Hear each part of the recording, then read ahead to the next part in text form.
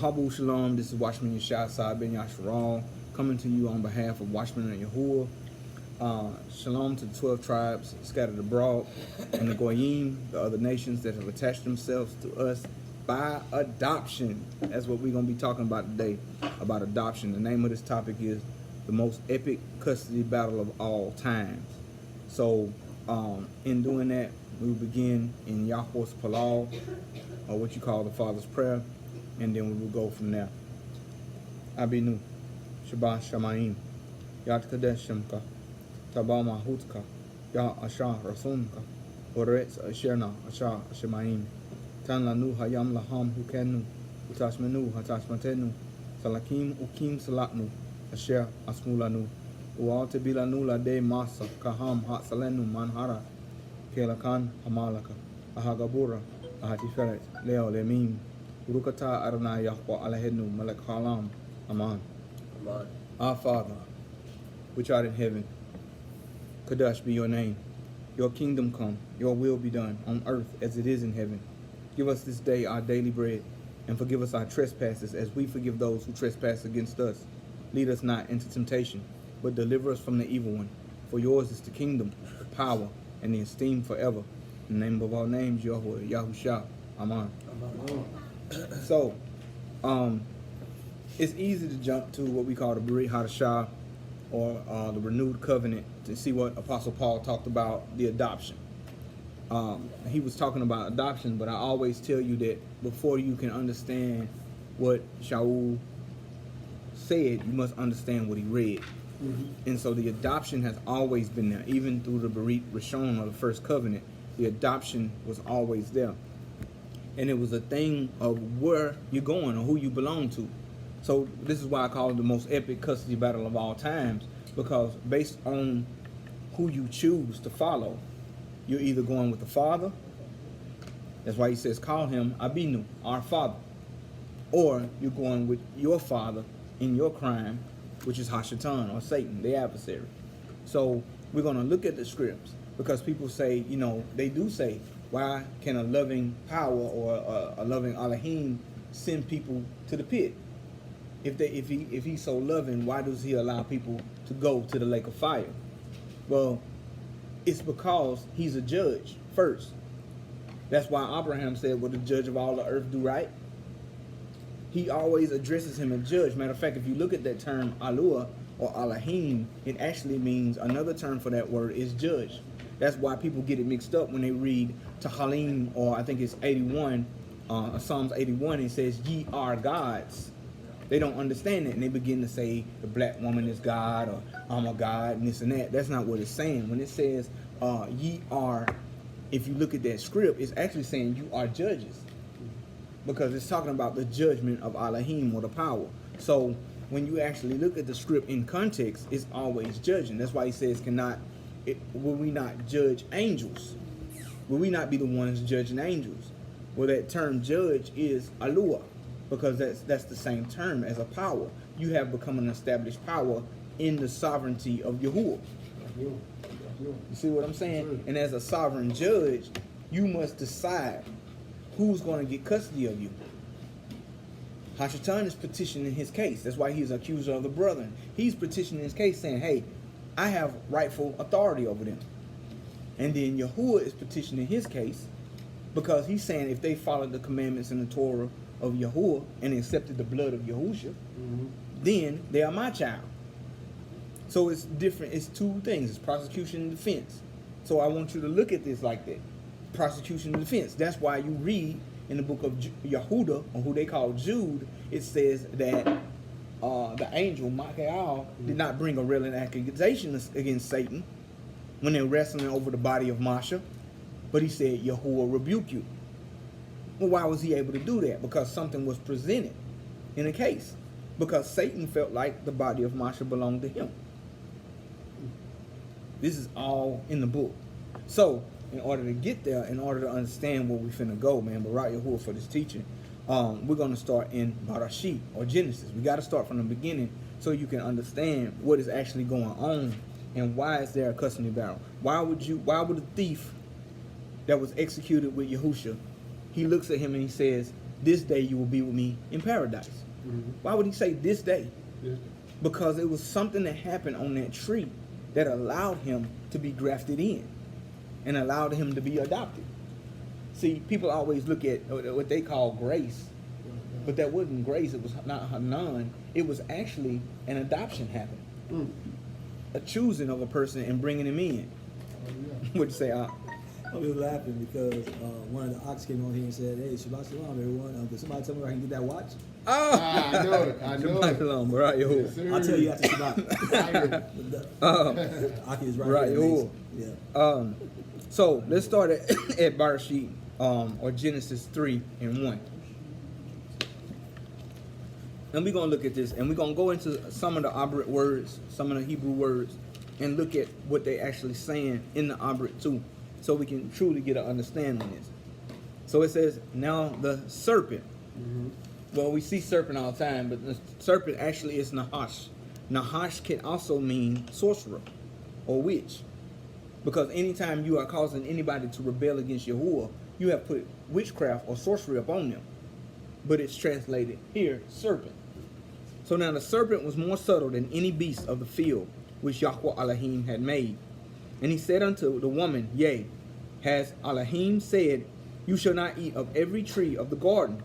And the woman said unto the serpent, You may eat of the pari, or fruit of the trees of the garden, but the fruit of the tree which is in the midst of the garden, Elohim has said, You shall not eat of it. There's a law. There's a law just placed. Off rip. There was a law in the garden. Before crime even came, there was laws. There was Torah, instructions. Hallelujah. Hallelujah. And it says, You shall not eat of it, neither shall you touch it. She added something to the law. She broke the Torah because she added something that was not there. Lest ye die. And the serpent said unto the woman, You shall not surely die. For Elohim knows that in the days you eat thereof, then your eyes shall be opened, and you shall be as Elohim, knowing good and evil. No, judges. See what I told you? Elohim means judges. So you should be able to judge. Because they're already as Elohim as the power, because he created them. I'm going to show you. If you look in Lucas 3, it says, Adam, who was the son of Elohim. See what I'm saying? So what is he saying there? You shall be as Elohim, as judges, knowing good and evil. You will be able to judge what is good and evil. See, we read this, we read this so fast. We don't break down what is actually being said to understand what's going on. So that's why you get these multiple doctrines everywhere, because we're not looking for understanding of what we're reading. So it says, You shall be as Elohim, being able to judge, knowing good and evil. Tub Urah. Simple as that. Good and evil. And when the woman saw that the tree was good for food, and that it was pleasant to the eyes, to the tree to be desired to make one wise, she took of the fruit thereof and did eat, and gave also unto her man with her, and he did eat. And the eyes of them both were open, and they knew that they were naked. They judged that they were naked. This is judging yourself. That's why Shaul says in the scripts, in the Barit Rashon of the Renewed Covenant, he said, if you judge yourselves, then you yourself will not be judged. You see that? You are evaluating yourself. Right. So why do you go somewhere opposite of where you begin to go? Because if you are following Hashatan, if you're following the adversary through your life, and you judge yourself and you repent and you turn based on your judgment that you were wicked, you were able to be saved. Man. Barak Yahuwah, man. So here we go. So they were naked, and they sewed fig leaves together and made themselves aprons. And they heard the voice of Yahweh Elohim walking in the garden in the cool of the day. And the man and his woman hid themselves from the presence of Yahweh Elohim amongst the trees of the garden. And Yahweh Elohim called unto Adam and said unto him, Where are you? Now we know he's all-knowing. He didn't have to ask that. But he asked this for this reason. Watch the next thing. And he said, I heard your voice in the garden, and I was afraid because I was naked and I hid myself. So he asked him, Where are you? So that he can show him that you judged something just then, because you didn't know you were naked. You didn't know you were naked. So how did you find out this information? See? And he said, who told you that you were naked? There was nobody that told him he was naked. He judged it himself. Man, bruh. Have you eaten of the tree whereof I commanded you that you should not eat? That's why he responds like that. That tree was only given to you for judgment, knowledge of good and evil. It was the tree of judgment. There was a tree of judgment in the garden, and then there was a tree of high or life in the garden. They could have easily picked from that tree and chose life. How many times we hear in Dabarim, choose you to this day, good or evil, life or death, but I tell you, choose life. See, it's the same thing. So he ate from the tree of judgment. So here we go. And the man said, the woman whom you gave to be with me, she gave me of the tree, and I did eat. Now he judging Yahuwah. The woman you created. And we talk about this all the time. But look at the audacity of a person now who is put in the position of a judge. Judge not, lest ye be judged by the same measure. Judge not by appearance, but judge by righteous judgment. This is why Yahushua said all these things. It wasn't just to throw it out and say, don't judge, because you judge every day. Why? Because he ate the fruit back then, we all have capacity to judge now. We all can judge now. You judge everything. I like what Yahshay say, you judge when a light changes. You judge what clothes you put on. You get what I'm saying? You are always judging something. You are deciding something in your life that's a factor, and in other people's lives too. Because if you are to check the fruit, you are to judge. Right. You can't look at a fruit tree and not check it and say you ain't judging. Because Yahushua told us to check the tree whether it's good or evil. Good fruit, evil fruit. So here we go. And I'm just reading this so you will understand what happened here that brings us all into this custody battle. So he says, the woman that you gave me, blaming Yahuwah, she gave me of the tree, and I did eat. And Yahuwah Elohim said to the woman, what is this that you have done? And the woman said, the serpent, another thing that you created, beguiled me, and I did eat. He deceived me. And Yahuwah Elohim said unto the serpent, because you have done this. He didn't even ask him what have he done. You don't even hear the serpent respond, do you? Right, because he was already given judgment in the Shemayim. Right. He has the power to judge. His fate is set. Right. Yeah. His fate is already set. You were already given the power to judge, and you already decided what side you wanted to be on. Right. So now I'm just finna curse what you use, the vessel. And here we go. And Yahuwah Elohim said unto him, because you have done this, you are cursed above all cattle, and above every beast of the field. Upon your belly you shall go, and dust shall you eat all the days of your life. Now people always say this too. They say because he removed the legs from a snake. It didn't say that. Even Komodo dragons, alligators, and everything go up on their belly in the dust. No matter how they move low. You don't see one as tall as a giraffe or anything. You see all of them on their bellies. They're cursed. Their build is cursed. Because, we always get that, hey, he removed the legs. But it don't say that. We got to stop adding to the script. It's kind of like saying that the tree of knowledge of good and evil was an apple. It doesn't say that. The script tells you that it was of grapes or out of the design of grapes. So we're adding things when we say, oh, he removed his legs. No, he just said, on your belly you shall go and you shall eat dust all the days of your life. He put him in a low, humble state because he didn't humble himself. You were prideful enough to come to them, to get them the tree of knowledge, to destroy them. So now I'm putting you in a low state. So here we go. And I will put enmity. I will put beef. That's how we talk. Between you and the woman, and between your seed and her seed. It, it's talking about Yahushua, shall bruise your head, and you shall bruise his heel. Unto the woman he said, I will greatly multiply your sorrow and your conception. In sorrow shall you bring forth children. So he greatly multiplied the sorrow of a woman and the conception. Because people that always say he cursed just childbirth. No, the sorrow and conception. And it says, and your desire shall be to your man, and he shall rule over you. And to Adam he said, because you have listened to the voice of your woman, and have eaten of the tree, watch this, of which I gave you Torah, of which I commanded you. I gave you a law. Laws existed already. because they exist in the Shemayim. So because I commanded you, saying you shall not eat of it, cursed is the ground for your sake. So the earth gets cursed because of what he did. Because that's his mother. Remember we talked about that. The Adamah, he came from a virgin. He was molded from a virgin and he walks the earth. So because he broke that, the earth gets cursed. Man, watch this. Cursed is the ground for your sake. In sorrow shall you eat of it all the days of your life. Thorns and thistles shall it bring forth to you. And you shall eat out the herb of the field. In sweat of your face shall you eat bread, till you return to the ground out of which you were taken. For dust you are, and dust you shall return. And Adam called his woman's name Hua, because she was the mother of all living. That term Hua literally means breather of life.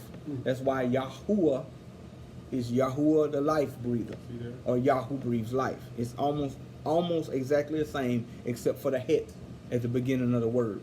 It's Hua, because so the het hey, or how's it? it's het wah hey. Het wah hey. Hua. Yeah, man. Yeah. That's the man Barak Yahuwah. And unto Adam and to his woman did Yahweh make coats of skin. That was the first sacrifice. And I'm getting somewhere. I know I'm breaking all this down, but that's why I didn't want to run with the message. I want you to see. He made coats of skins. Where did he get these skins from? He sacrificed animals to cover them because they had broken a Torah. So this is the reason why sacrifices of animals had to come, because Adam was the first person to break a Torah and need to be atoned for. Him and Hawa. Two humans broke Torah and needed atonement for the crime. Man. So that's displaying his mercy. Right. Because he could take the person out. Con. And he could have took them out and could have made new in the garden, but he made a son. And it says because he has a son, he must do for that son. You get what I'm saying? Right. And so Adam is the son of Elohim. He could have just wiped him out, but he doesn't. That's a representation of Yasharal, that he could easily wipe him out, but he doesn't, because he's keeping the covenant. That's what Barashit is. It's the beginning of the covenant. So here we go. And he clothed him. It's never a problem with Yahuwah. The problem is never with Yahuwah. The problem is always with man disobeying Yahuwah. So when people say, why would he make this place and send us? You are wrong, because you're judging the judge, the righteous judge. It's never a problem with him. You should say, why are we going? What's wrong with us that we going to this place? That's what you should be asking. So let's look at this. And he clothed them, he covered them. And Yahweh Elohim, listen to this. And this is what I'm getting to. And I'm going. I read all this for this. Yahweh Elohim said, behold, the man is become as one of us. One of us. He's just like us. Man, to know good and evil. He has become a judge. He has become a judge. Wow. Boy. And now, unless he put forth his hand and take also of the tree of life and eat and live forever. So he's become a judge in his condemned state. He may grab of the tree and eat and be a judge in condemnation. He'll be a son of perdition forever. So we must kick him out. You know what's so weird about this? Go ahead. Is how many times we read this script? Right. How many times? Right, man. I have never, ever came to the conclusion, to that particular conclusion. I'm sure many haven't, but it's right here. Man, hallelujah. It's right here. That's crazy. Man, That's crazy. right Yahuwah for Benah. Understanding, man. This is the root. He wanted me to teach this, man. I'm teaching based on what he showed me, man. So all esteem to Yahuwah. Man, right Yahuwah. So he's saying he gonna grab of the tree of life. So in order to protect my child, I must kick him out. How many parents are like that? I'm gonna kick you out my house, because if you ain't gonna obey my rules, you can do what you want to outside him, but I'm not finna let you destroy yourself in my house, because that's what the instructions are for protection. So I'm gonna kick you out. Now watch this. Lest he take also of the tree of life and eat and live forever. And matter of fact, it says put forth his hand. And that's what's amazing, because when Yahusha, you look at Yahusha, what he did, when they put the vine or the fruit of the vine in his mouth, when he said he thirst, he put forth his hand. They had him stretched out, and he gave up. He reversed the curse. He reversed the very curse that had happened on the tree. He was on a tree. Hallelujah. Barak Yahuwah. Man, Okay. Barak Yahuwah, for Okay. his, that's Hassad. That's his kindness towards us when we don't deserve it. In English, it translates as mercy. So watch this. Therefore, Yahuwah Elohim sent him forth from the garden of Adon to till the ground from whence he was taken. So he drove out the man, and placed him in the east of the garden of Adon. The cherubim he placed at the east of the garden of Adon, he put 2 cherubim. Mm-hmm. The same thing that Hashatan is. He put 2 there to guard, and a flaming sword which turns every way to guard the way of the tree of life. A flaming sword, the Torah. Man, come on, man. Do you see this right here? So because he loved Adam, he kicked him out so that he wouldn't take hold of the tree and be a judge in condemnation. Because that's what Hashatan is. He already had the judgment. He knew what was right or wrong, but they made the cognitive decision to say, we want to rebel against Yahuwah and come down to earth ourselves. So he didn't want Adam to have that same fate. So in order, because I'm more concerned with salvation than swift judgment, I'm going to kick you out. Hallelujah. Now, let's talk about the adoptions. Man, I'm excited. This is good stuff, man. Barak Yahuwah. Let's look at this. So before I go down to show you what I was saying is actually in the book, let's go to Lucas or Luke 3.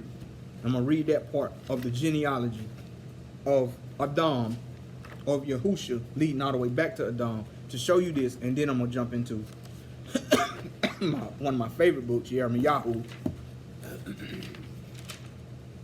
or Jeremiah. So you look at Luke. So we go all the way.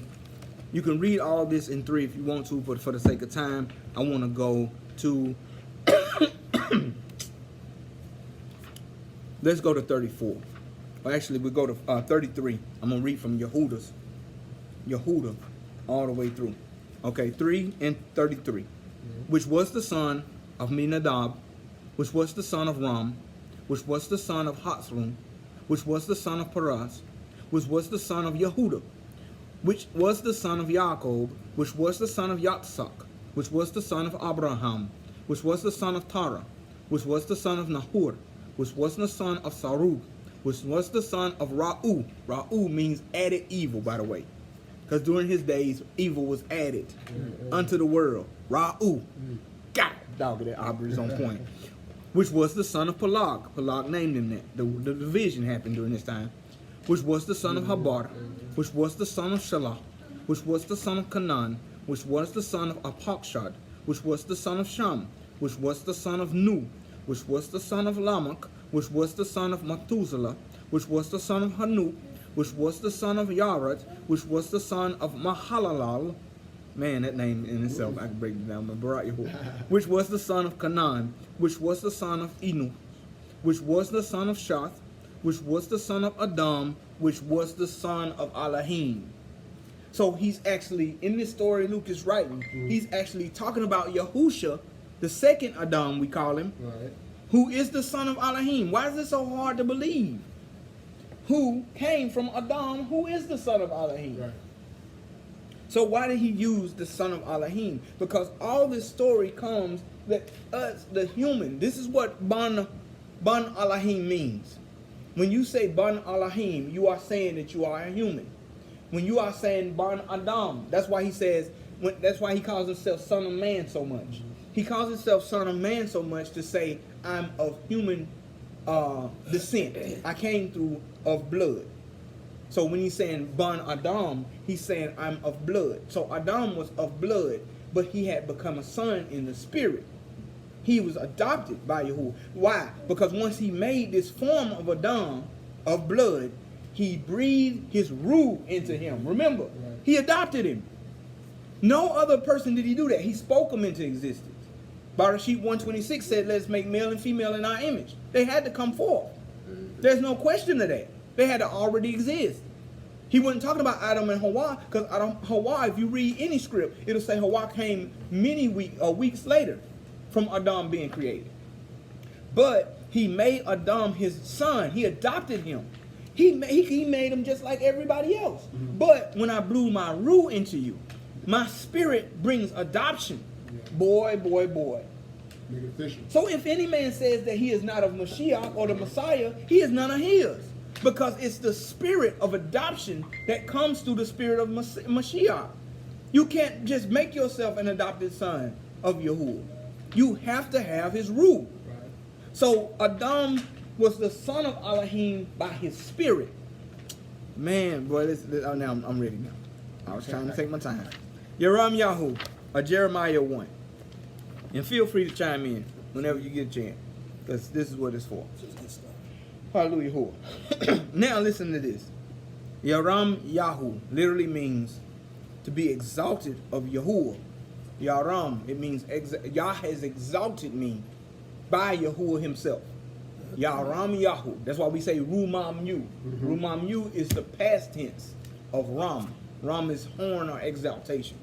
So by the words of Yaram Yahu, or Jeremiah, the son of Yahu, the priests were in Anut in the land of Benjamin, to whom the word of Yahweh came in the days of Yahshu, the son of Ammon, the king of Yehuda, in the 13th year of his reign. Listen to this. This is Yahuwah finna talk to all his people. And it came also in the days of Yahuakim, the son of Yashiyahu, and the king of Yehuda, to the end of the 11th year of Zadok Yahu, the son of Yashiyahu, king of Yehuda, unto the carrying away of Jerusalem captive in the 5th month. Then the Debar, or the word of Yahweh, came unto me, saying, before I formed you in the belly, I knew you. Man, that's a deep statement, man. And before you came forth out of the womb, I sanctified you, and I ordained you a prophet to the nations. He's talking to Jeremiah. Before you were even created in the womb, I knew you. Why? Because the spirit already existed. Spirits are eternal. And he takes those eternal spirits and places them in the womb. That's why abortion is wrong. You get what I'm saying? Because for one thing, you're taking the life of a person, but then you're taking the destiny of a person too. Because if Yahuwah said this to Yirmiyahu, he means this to his prophet. He means that there's no telling who you've killed off the destiny that Yahuwah had placed in their life. You are literally standing in the way of someone's spiritual destiny in Yahuwah. Because they have to have the cognitive judgment to say, I'm going to follow Yahuwah. And if you cut off their time before expected, you are taking away the judgment. Man, right. We'll talk about that later. Then said Adonai Yahweh, behold, I cannot speak, for I am a child. He meant that. He was a child. But Yahweh said unto me, say not, I am a child, for you shall go to all that I send you, and whatsoever I command you, you shall speak. Be not afraid of their faces, for I am with you to deliver you, says Yahweh. Then Yahweh put forth out his hand and touched my mouth. Wow. And said unto him, behold, I have put my words in your mouth. Remember, he put forth his hand and wrote on stones the Torah. Yahuwah puts forth his hand and touched this man's mouth and put the Torah in it. Boy. Man, I wish. Man, see, I have the day set. That's why you see in the book of Matthew and Marcus, it says, as spoken of by the prophet Jeremiah. Why does his have more weight? Because that Torah is sitting right in that boy's mouth. Right there. As spoken of by the prophet Jeremiah. As spoken of by you will see that so many times. Moreover than Yeshayahu. You see, as spoken of by the prophet Jeremiah. He had legitimacy too. Right. Yeah. Man, boy, man. And it says, and Yahuwah said unto me, behold, I have put my dabarim, my words, in your mouth. See, as this day I have placed you over the nations and over kingdoms. He placed this man over nations and kingdoms as a Nabi. This kid, man. This child, Yeah, right, Khan, crazy. Yalad. To root out and pull down, to destroy and to throw down, to build and to plant. Moreover, the Debar, the word of Yahweh, came unto him, saying, Yahu, what do you see? And I said, a rod. I see a rod of an almond tree. Then Yahweh said unto me, you have well seen, for I will hasten my word to perform it. And the word of Yahweh came unto me the second time, saying, what do you see? I said, I see a seething pot, and the face thereof is towards the north. Then Yahweh said unto me, out of the north, and evil shall break forth upon all the inhabitants of the land. For lo, I will call all the families of the kingdoms of the north and say, says Yahweh, they will come and they shall put everyone his throne at the entering of the gates of Jerusalem and against all the walls round about, and say to the cities of Yehuda, I will utter my judgments against them, touching all their wickedness, whom have forsaken me. They left him. They belong to him. Why is it when people do evil, they don't understand? That's why you hear Yahushua say, you have left your firstborn. I mean, you have left your first love, Salaki. You have left your first love. You belong to him from the womb. But you were born in crime, shaped in lawlessness. But you belong to him. Right. Oh, yeah. Watch this. Say what, baby? Okay, I thought you were finna drop some knowledge on us. And have burned incense unto other what? Elohim or powers. Under judges, and worship the works of their own hands. Therefore, gird up your loins and arise. Speak to them that I command you. Be not dismayed at their faces, lest I confound you before them. For before I made you this day, I have made you today a defenced city, an iron pillar, and brazen walls against the whole land. He has made this man a fortress because his Torah is in him. This man is a human fortress. Can't nobody touch him. Wow. Watch out. Boy, Yes, sir. that's powerful. Man.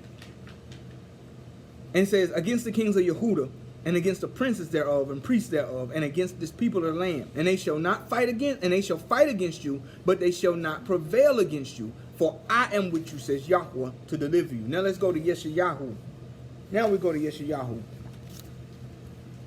These prophets, what's happening is Yahuwah sees them from birth, and he's already called them to be Nabi. They have to come through the womb to be his Nabi. And he's already called them. He was a child. Look at Shamuel. He was a child. Believe it said at 8 years old, he heard the voice of Yahuwah. And he asked Ali, he said, I hear you calling me. He said, no, that's Yahuwah calling you. Next time he calls you, say, here I am, Yahweh. Your servant hears. He is calling these children. Why? Let the children come to me, and do not prevent them, for such is the kingdom of Yahweh. This stuff was not said by Yahushua just to sound poetic like they make it. He was saying things that were literally keys to the kingdom. Understanding. These children that's coming forth must be trained in the Torah to bring us back into the adoption. Man, I'm going to show you right here. The vision of Yeshayahu, the son of Amos. I'm sorry, Isaiah, Salahi, Torah Rabbah. The vision of Yeshayahu, or salvation or deliverance, is of Yahuwah, which they translate to Isaiah. This is 1 and 1, chapter 1 and 1. The son of Amos, he saw concerning Yehuda and Jerusalem in the days of Uzziah, Yotam, Ahaz, and Iskiskiyahu, king of Yehuda. Hear, O heavens, and hear, O earth, for Yahuwah has spoken. I have nourished and brought up children. That's what he sees you as. I have nourished and I took care of y'all. I nourished and brought up children. Listen to this. And they have rebelled against me. Now you know as a father yourself, if your child comes against you, that's hurt. But imagine Yahuwah, king of all the universe, taking children, nourishing them up, and bringing them up, and they rebel against him. Man, listen to this. This is the adoption. Man. The ox knows his owner, the donkey his master's crib. But Yasharal does not know. My people do not consider. Oh, crime-filled nation, a people laden with lawlessness, a seed of evildoers. A seed. Wow. A seed, an offspring. Look at this, a seed. Children. He's not calling these people men and women. Children. They belong to somebody. Children that are corrupters. They have forsaken Yahweh and have provoked the Kadash one of Yasharal to anger. They have gone away backwards. They have backslidden. Why should you be stricken? Should you be stricken anymore? Will you revolt more and more? The whole head is sick, and the whole heart is faint. From the sole of the foot, now he's talking to a body now. We say with the body of Yahushua. Right. From the sole of the foot unto the head, there is no soundness in it. Wow. But wounds and bruises and putrefying sores. I can't even get into that, how nasty that is. That sounds nasty. But but they have not been closed. They continue to run. Gangrene. Neither bound up, neither mollified with ointment. That's why in Yeshayahu or Isaiah 61, Yahusha is the Spirit is speaking. The prophecy of Yahusha says, "The Spirit of Yahweh is upon me, for He has anointed me to preach the Besorah to the poor, to bind up the brokenhearted." When it says bind up, it's literally like wrapping a wound. That was so. To heal those who are bruised. It's like wrapping a wound. He is the relief. He is a band-aid, a spiritual relief system. Right. First aid kit, pretty much. Right. Better than a band-aid, because them boys get wet. They ain't gonna do nothing. Right. But what I'm saying is, he is the relief of Yasharal. He's an ointment. Hallelujah. So, watch this. Mollified with ointment.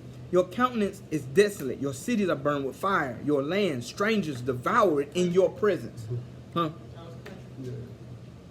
Oh, I'm sorry. I'm sorry. Your country. I did say countenance. Torah. Is desolate.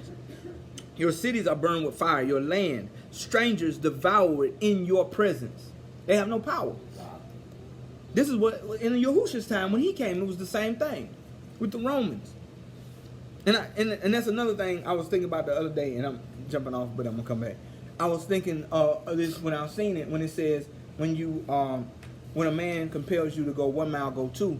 I actually researched that for real, because I was like, oh, why would he say that?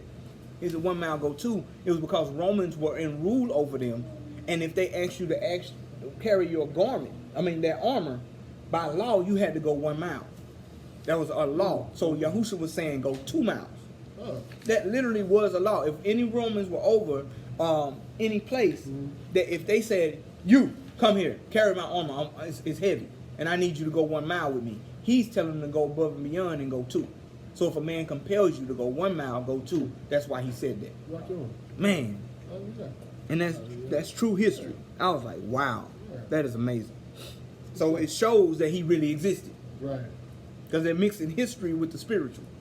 It's not just a made-up story like people teach. And so, it's desolate, overthrown by strangers. 8. The daughter of Zion is left as a cottage in a vineyard, as a lodge in a garden of cucumbers, as a besieged city. Except Yahweh Sabaoth had left us a very small remnant. It was a righteous remnant, not just anybody. We should have been as Sodom, and we should have been as unto Gomorrah. Hear the word of Yahweh, you rulers of Sodom. And he talking to the same people, but that's how he see them. Who they belong to now? Sodom. That's the children that they are. Because they did their works. Because they did their works. Whatever you act as, that's your father. What did Yahusha say? I do as my father do. What I see him do, I do. That proves that he was a son above all sons. Go ahead, Huh? And then John, the apostle Gehenna, says that let no man deceive you.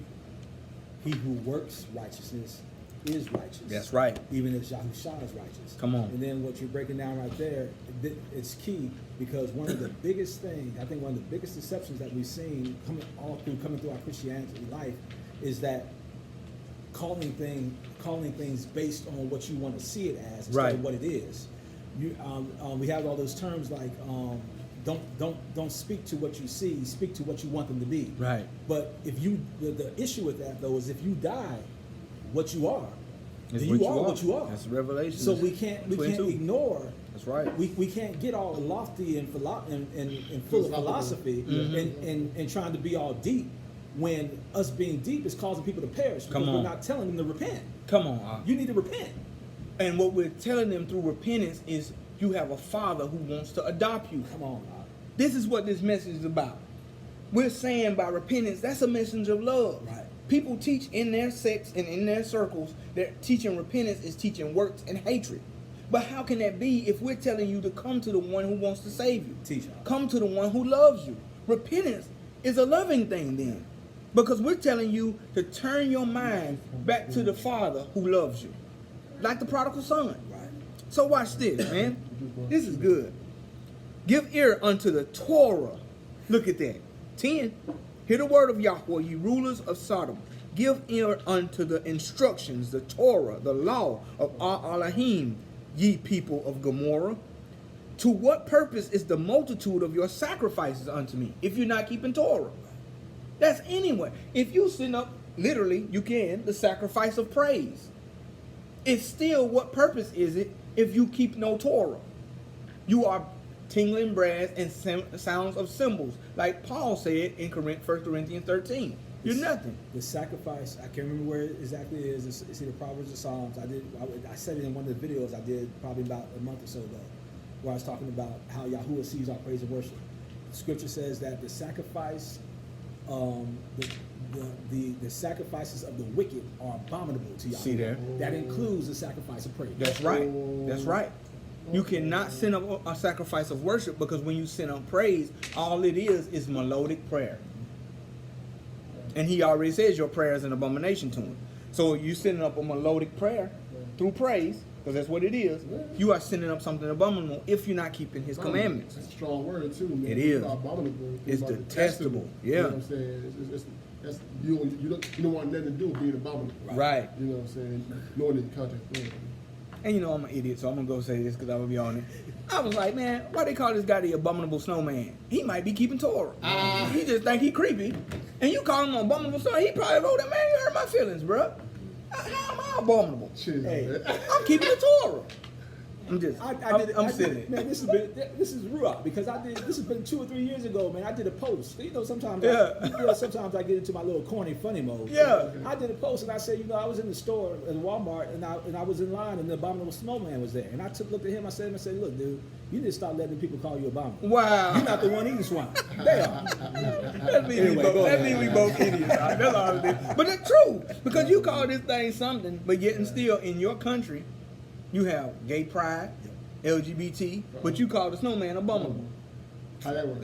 That's never be giggling like. That's me speaking, like Shaul would say, that is not of the commandments of your Lord. That's me speaking. But anyway, so it says Yahweh, your multitudes of sacrifice, 11, to what purpose is the multitude of your sacrifice unto me, says Yahweh? I am full of the burnt offerings of rams. That means he get enough of them.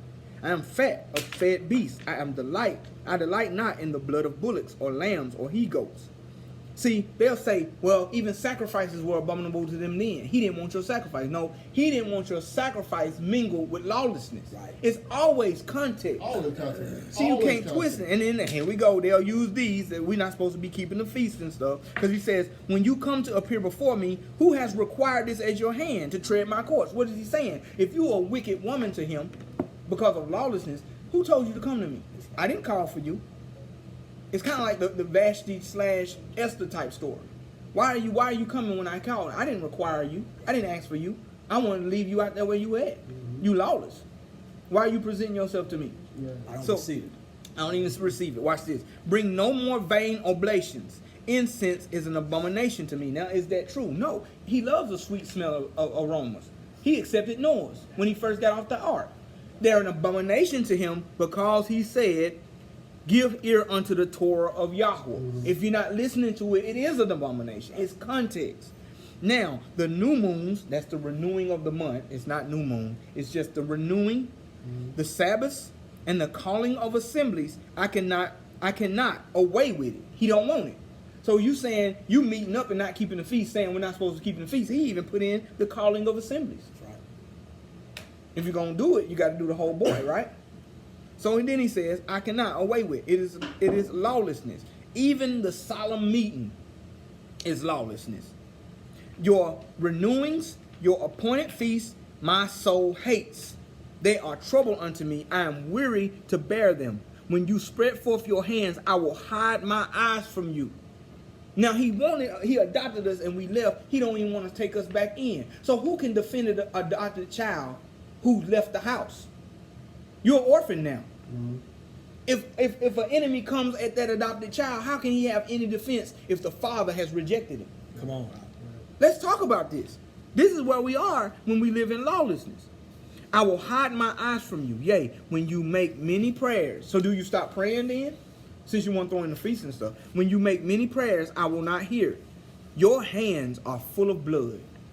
He just said why he was saying everything before. That's right. And like you said, you got a lot of people. First of all, they just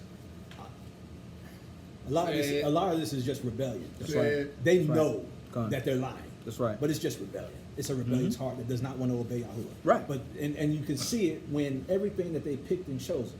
So you want to say that you're not supposed to keep the Sabbath, you're not supposed to keep the feast, but you still calling the assemblies and you're still praying. That's right. And he lumped all this together. See, they avoid because that. they avoid the context. The context is I don't want it if you're wicked. That's right. That's the whole context. And he's gonna make it straight right here. Make it clear. 16.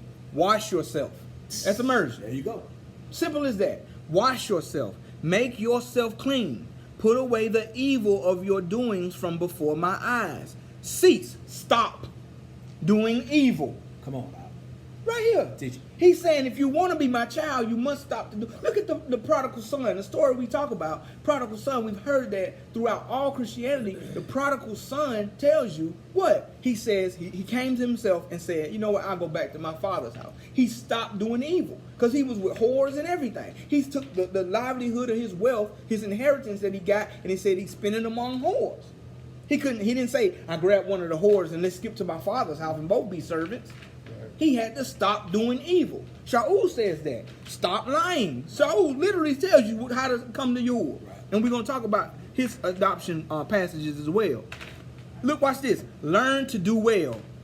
Seek judgment. There you go. There you go. Seek judgment. Relieve the oppressed. Judge the fatherless. He's telling you how to become an alua, a Elohim. He's telling you, judge the fatherless in his righteousness. And that makes that scripture that's talking about you are all You are gods. you are Yeah. gods, you know what I'm saying? They always knowing quote it, that. Yeah, knowing it in that context, it means also to the world, because not necessarily mean saying that we're deities, but we're judges. Right. That's just powerful. Thank you for saying that. Man, Barak Yahuwah, man. It's all context of the script. Plead for the widow. Come now and let us reason together. Now, this is why he sent Yahusha. We used this, but we didn't read all this before this. This is why he became Yahusha. The power of the whole universe put his spirit in a man and came through a virgin. This is why. Come, let us reason together, says Yahweh. Though your crimes be as scarlet. Remember the scarlet whore that rides on the beast? That's your mother. If you're not keeping his Torah, the whore that rides on that beast is your mother. And me and Nabi was talking about it. I'm going to finish this in a second. But me and Nabi was talking about it, how Yahuwah has a new bride that's going to be your new mother, New Jerusalem. New Jerusalem is going to become your new mother because that whore that's your mother, you must leave it. It's a custody battle. Who do you belong to? The righteous father or the whore that left it? Man, you better. It's a custody battle. Teach. Because watch this, as long as you with that whore of a mother, you're going to do what that mother does. Yeah. You're not even caring about the jurisdiction of that father. But when you come to the father, watch this, he gives you a new mother, New Jerusalem, the righteous city. Huh? Man, Facebook trying to mess with me, y'all. and you know how they do. That's why I'm exiled. That's my Patmos. I'm exiled out of there, boy. I'm on Patmos now. It says, watch this. Though your crimes be as scarlet, they shall be white as snow. Though they be red like crimson, they shall be as wool. If you be willing and obedient, see, here's the stipulations. If you be willing and obedient, you shall eat the good of the land. But if you refuse and rebel, you shall be devoured with the sword. For the mouth of Yahweh has spoken it. Y'all hear this?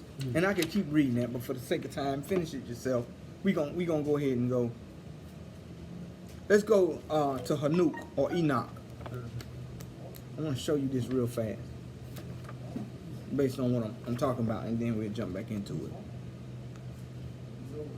it. And while you're going there, let me throw in that same thing we just read there. You can see it when they was talking about the fast. That this is not the fast that I. Yeah. He wasn't saying don't fast. Come. He was saying don't fast in this wicked state. That's right. He's not saying I don't accept your fast. I only accept your fast when you're doing wickedness. That's right. That's what he was saying. That's simple. It's simple. It's simply broke down. But people, in order to prove that argument, they take out all that and say, "Well, we don't even know when the new moons and feasts are." Right. They lie. That's all it is. They lie because Yahuwah was clear in what he said. So watch this, man. This is Enoch 10. I'm only going to read 10. You can read 6 through 10 when you want to about the falling coming down and corrupting man. They became their fathers is what's happening. I'm going to show you that in the book. But I'm going to read 10. Then Al-Alyun, the Most High, the Great and Kadash One, spoke, sent to, boy, this name right here, Arsal Yur. That was actually Nu's name. That's his real name. The son, okay. Yeah, that's Nu's name. Arsai, actually, Al-Lalur. That's his name. That's a name for you right there. Right, well, but he called him Nu because it means rest. He gave him a nickname of rest. So I want you to hit you with that. To the son of Lamech. And say to him, in my name, conceal yourself, hide yourself. So he's talking to Noah. You see that? Hide yourself. Then explain to him the consummation which is to take place. For all the earth shall perish. For the waters of a deluge, which is a flood, shall come upon the whole haaretz, the whole earth, and all things that are in it shall be destroyed. And now teach him how he may escape, and how his seed may remain in all haaretz. And again Yahweh said to Raphael, that means healing of Yahuwah, bind Azazel hand and foot, and cast him in the darkness, and open the opening in the desert, which is Daudel. Which I don't like the word desert. I'm gonna tell you why. I'm gonna break this down real quick because the arguments don't go right during that time. Because when you see the word desert, the opening in Bamidbar means wilderness. It doesn't necessarily mean desert. The children of Israel wandered 40 years in the wilderness, not a desert, because there were waters there. Remember, he took a tree and made the water sweet. There were actually waters there. It wasn't a desert like we see it now. You get what I'm saying? So he's saying, bind him in the opening of the wilderness, which is Duadal, and cast him there. That's why in Uyakra or Leviticus 16, you send out a goat to Azazel. King James translates it scapegoat. But the actual word is Azazel. Why? Because you are sending out your crimes onto who you've left. That was your father. You are giving him pretty much an alimony of crime. Yeah. Boy. Right. You are sending your crimes up on him. And that's why I knew Hanuk had to exist in here, because why is Azazel hidden? The Catholic Church took it out so that you would see scapegoat and not Azazel, so that you couldn't put 2 and 2 together. So watch this. Cast him in the darkness into the opening of the wilderness, which is Duadal. Cast him there. Throw upon him hurled and pointed stones, which cover him with darkness, where he shall remain forever, covering his face, that he may not see the light.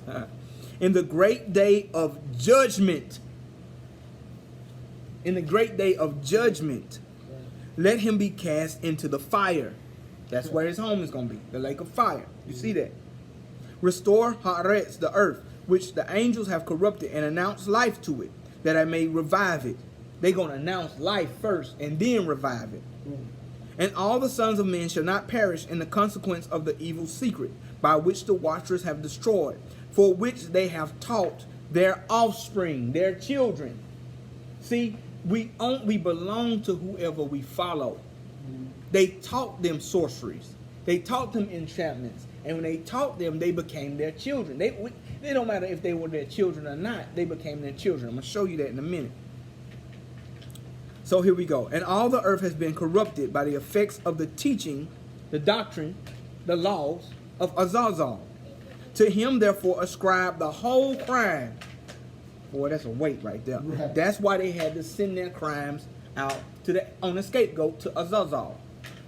That's why. Unto Gabriel also Yahweh said, go to the bastards. What's a bastard? That means you ain't got no daddy. Boy. Go to the bastards, to the reprobates, to the children of fornication. They're not seen as a marriage. Man. And destroy the children of fornication, the offspring of the watchers from among men. Bring them forth and excite them one against another. Let them perish by mutual slaughter. What do you think happening in America and in the world now? Why do they have so many wars and rumors of wars like he's saying? Yahuwah is exciting them against themselves to wipe them out. Hey, can you stop right there for just a second? Okay, let me go ahead and say this, you guys, to everyone on my video. I'm getting ready to stop this video over and over again the connection is going out, and quite frankly, I'm in the same spot, and it was fine. I think Facebook just messing with me. They don't want this word to go out. What I'm going to do is, Yahshai's wife is recording it also. It's going to be on YouTube. I'm going to take it off of YouTube. I'll put it on my page later, but I'm about to end this broadcast so you guys can catch it on Watchman of Yahuwah, Watchman of Yahuwah YouTube channel, or just give me some time. I'll get it off of that channel and I'll put it on my page later. But it keeps interrupting. I don't want to keep going, and you guys have to see all this interruption. So anyway, much love to you guys, and we out. I'll be back with it as soon as I can get it off of YouTube and get it to you. Ahabu Shalom. Love y'all. Go ahead. You said Baruch? Oh, this is Book of Baruch. Mhm. Yeah. I'm going to Every 2 excite seconds. them against one another. That's Losing right. connection. Yeah. Man, and that's it. And that's what we see in the world now. It says, watch this. Let them perish by mutual slaughter, for length of days shall not be theirs. Sometimes we mourn these young people being killed, but because they are wicked, he just told them that their children wouldn't live. I'm finna say it. You can get offended if you want. Nipsey Hussle. He is not like the Mashiach.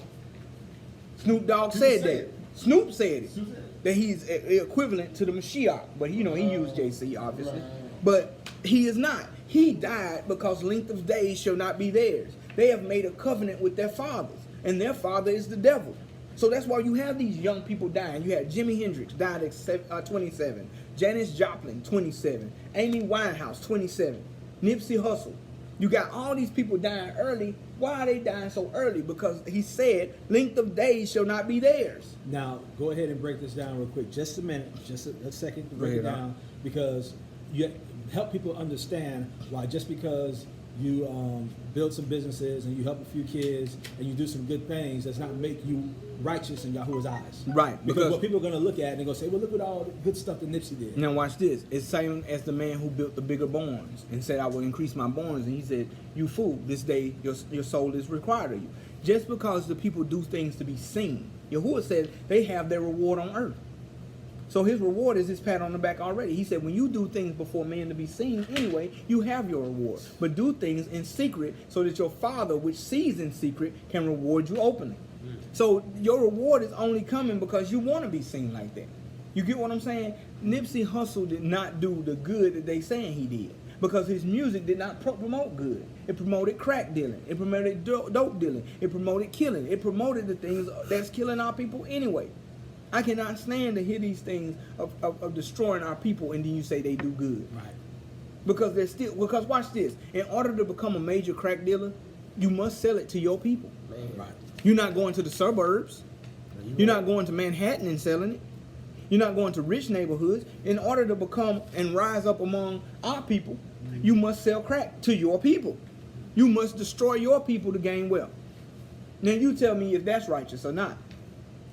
So even in seeing it, like I say this all the time, that's why when I was going to check out Biggie's movie back then, when it first came out, they made a movie about Biggie, they made a movie about Biggie, and what happened was, this dude didn't want to sell to a pregnant woman. Yeah. And Biggie was like, man, what's the problem? He's like, man, he said, I'm not selling that woman pregnant. Biggie said, well, I'll do it. Went over there and sold crack to her. So you didn't even care about that woman nor the child that she had, but you so big in your city. You the mayor of your city. You love your city. How can you be a protector of your city when you destroy it by witchcraft? Because that's what pharmakia is.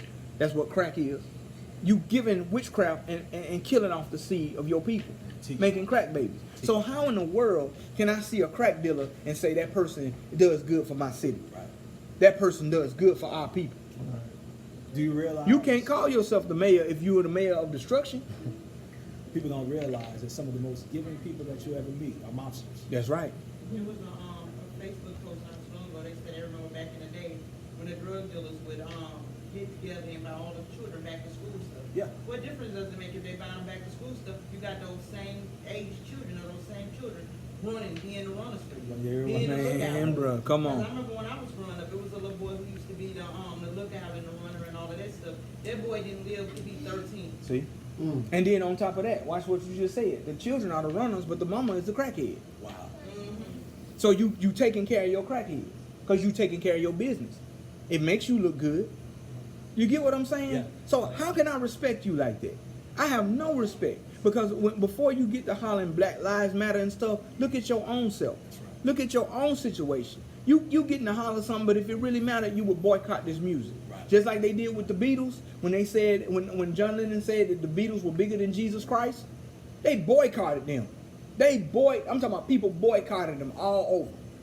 But here you got people who actually are talking about selling crack in their neighborhood, doing dope boy magic, and you still letting that be exalted.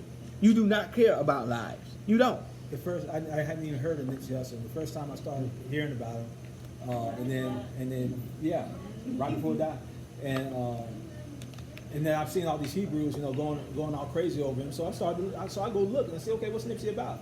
First, I Googled some of his videos to see what he was talking about. Right. And I'm listening to the video, and he talking, and it was the hook. In the hook of the song, it was like be something.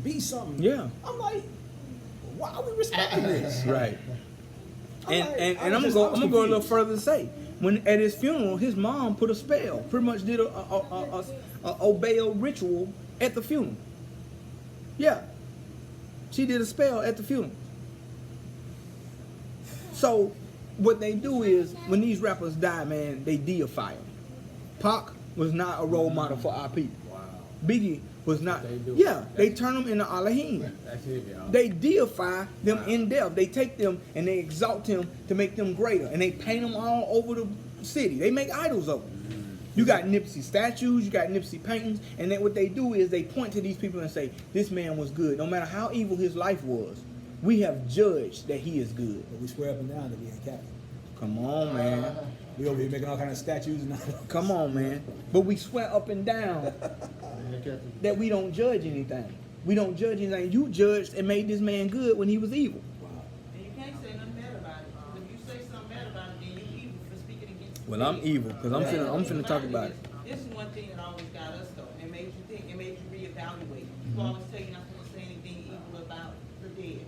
But what did Yahshay say? He said that the dead go bury their dead. When that man wanted to go bury his father. That's you gotta right. Think about it. That's right. That's right. Because if his father died and not followed Yahushua, he belonged to Hashatan anyway. It's what is in this kingdom. That's crazy. And we don't see it like that. Watch this. 14. They shall all entreat you, but their fathers shall not obtain their wishes respecting them. For they shall hope in eternal life, that they may live, each one of them, 500 years.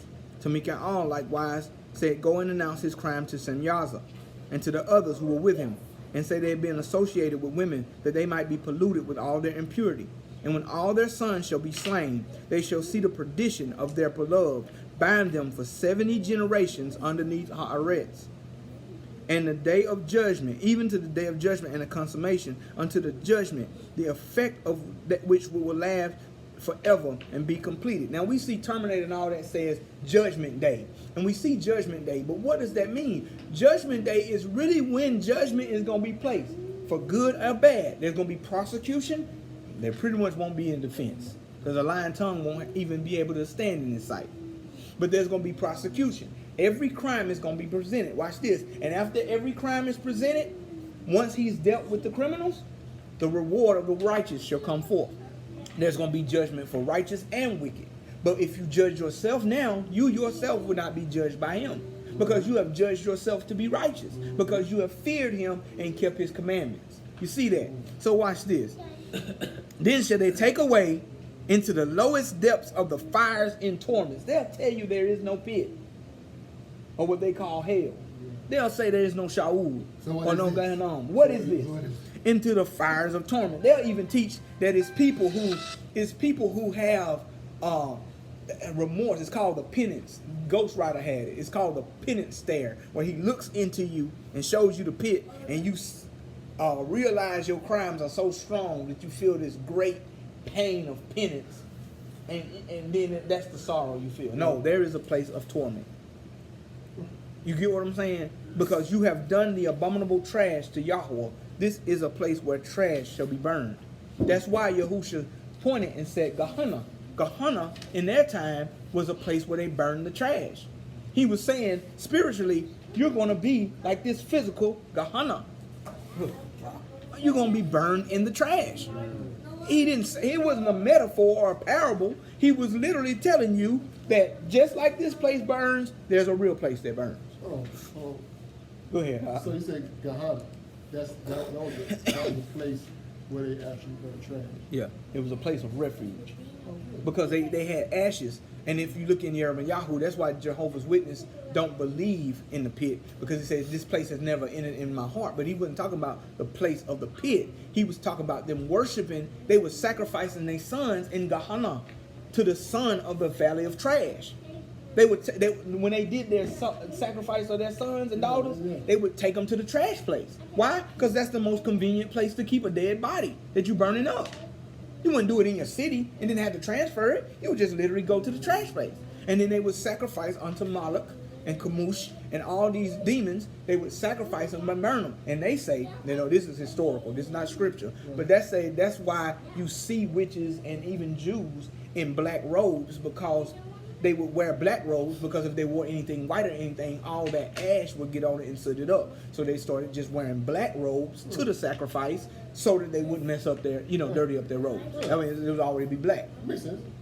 So then when he says this is not even in my heart, he's talking about the sacrifice at the trash heap in the son of the valley of Gehenna.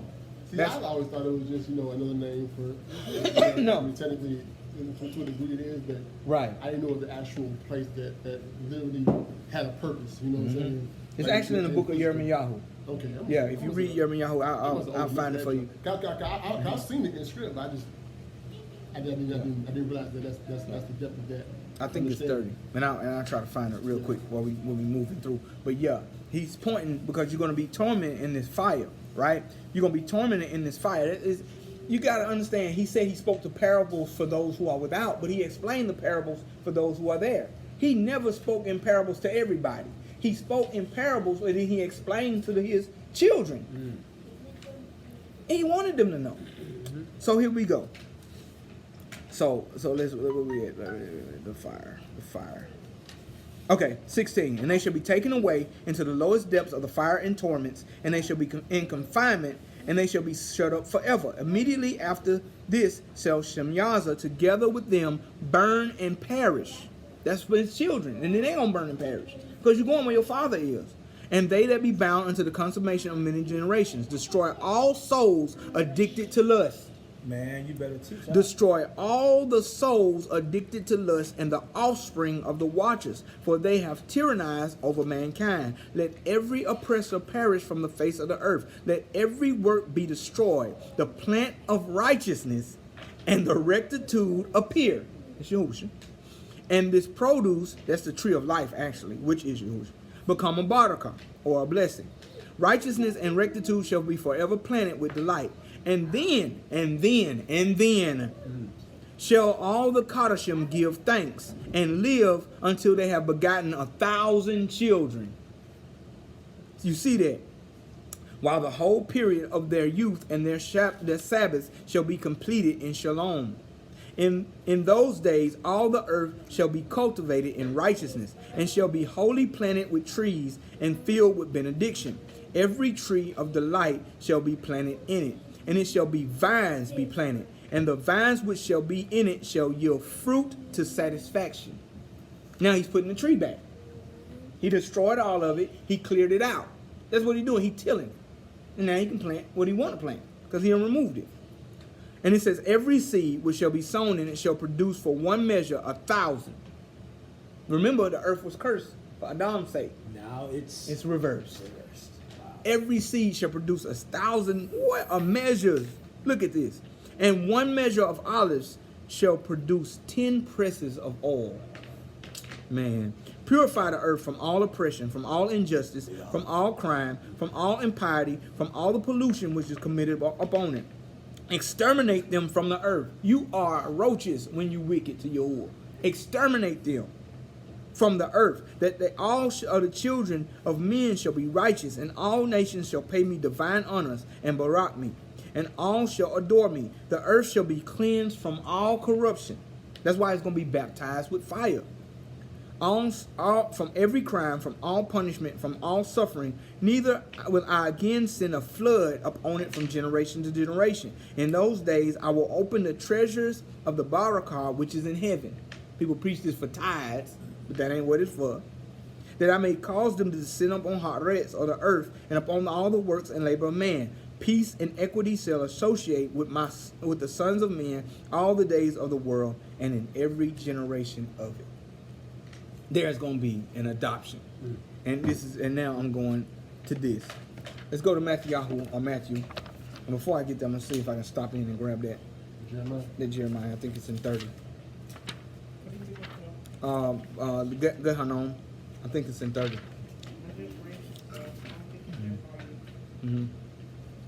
I think it's 31. Something like that. It may not. It may be earlier than it. See if I can grab it real quick. So 13.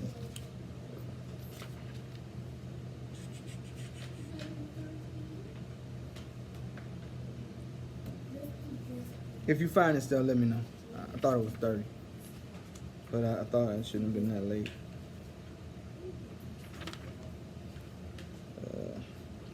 We'll find it. Oh, here it is. I found it. 19. So you're in Matthew 19? Jeremiah. We're in Jeremiah. Jeremiah 19? 19 real fast. I want to 19 show and you. 19. Yeah. I want to show you 19. And let's start at It says something about 1. it too. It says something about it too. Yeah, because they were doing it. To the valley of the son of Hannon. Right.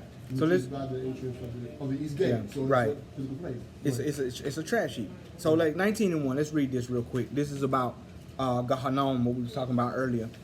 19 and 1. Thus says Yahweh, go and get the potter's earthen bottle, and take the ancients of the people and the ancients of the priests, and go forth unto them the valley of the son of Hanun. That's Gehenna. That's Gehenna. It starts in, actually, it's in 7, it says, and they build a high place. Wait, baby, but this is the part I'm talking about though. Okay, Give me a go ahead. second. Well, go I ahead. think you're in Read. 7 and 31 is where you really want. It says, No, they built it's the this one high right here. places of Tophet, which is in the valley of the son of Hanun, to burn out their sons and their daughters in the fire, which I commanded them not. Neither came it into my heart. 7 and 1. 7 and 31. That Okay. is what he alluded to Yeah. when he was talking. That was what. But I'm gonna read that one. Torah for that. I'm gonna read that one. You said 31, because that's where I was 7. telling you they 7 went. and 31. Yeah, 7 and 31 total. And it says 20. Let's go to 29. Cut off your hair, O Jerusalem, and cast it away. Take up lamentation on the high places, for Yahweh has rejected and forsaken the generations of his wrath. For the children of Yehudah has done evil in my sight, says Yahweh. They have put their abominations in the house which shall call by my name to pollute it.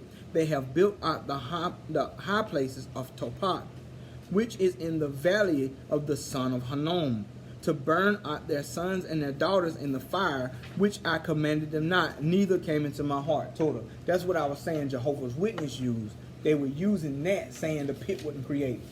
But that's not what he's saying. He's saying they're doing sacrifices in the valley of son of Hanun, which is not entered in his heart. But you see how they twist that. Right. Man, therefore, behold, the days come, says Yahweh. It shall no more be called Tophat, nor the valley of son of Hanun, but the valley of slaughter.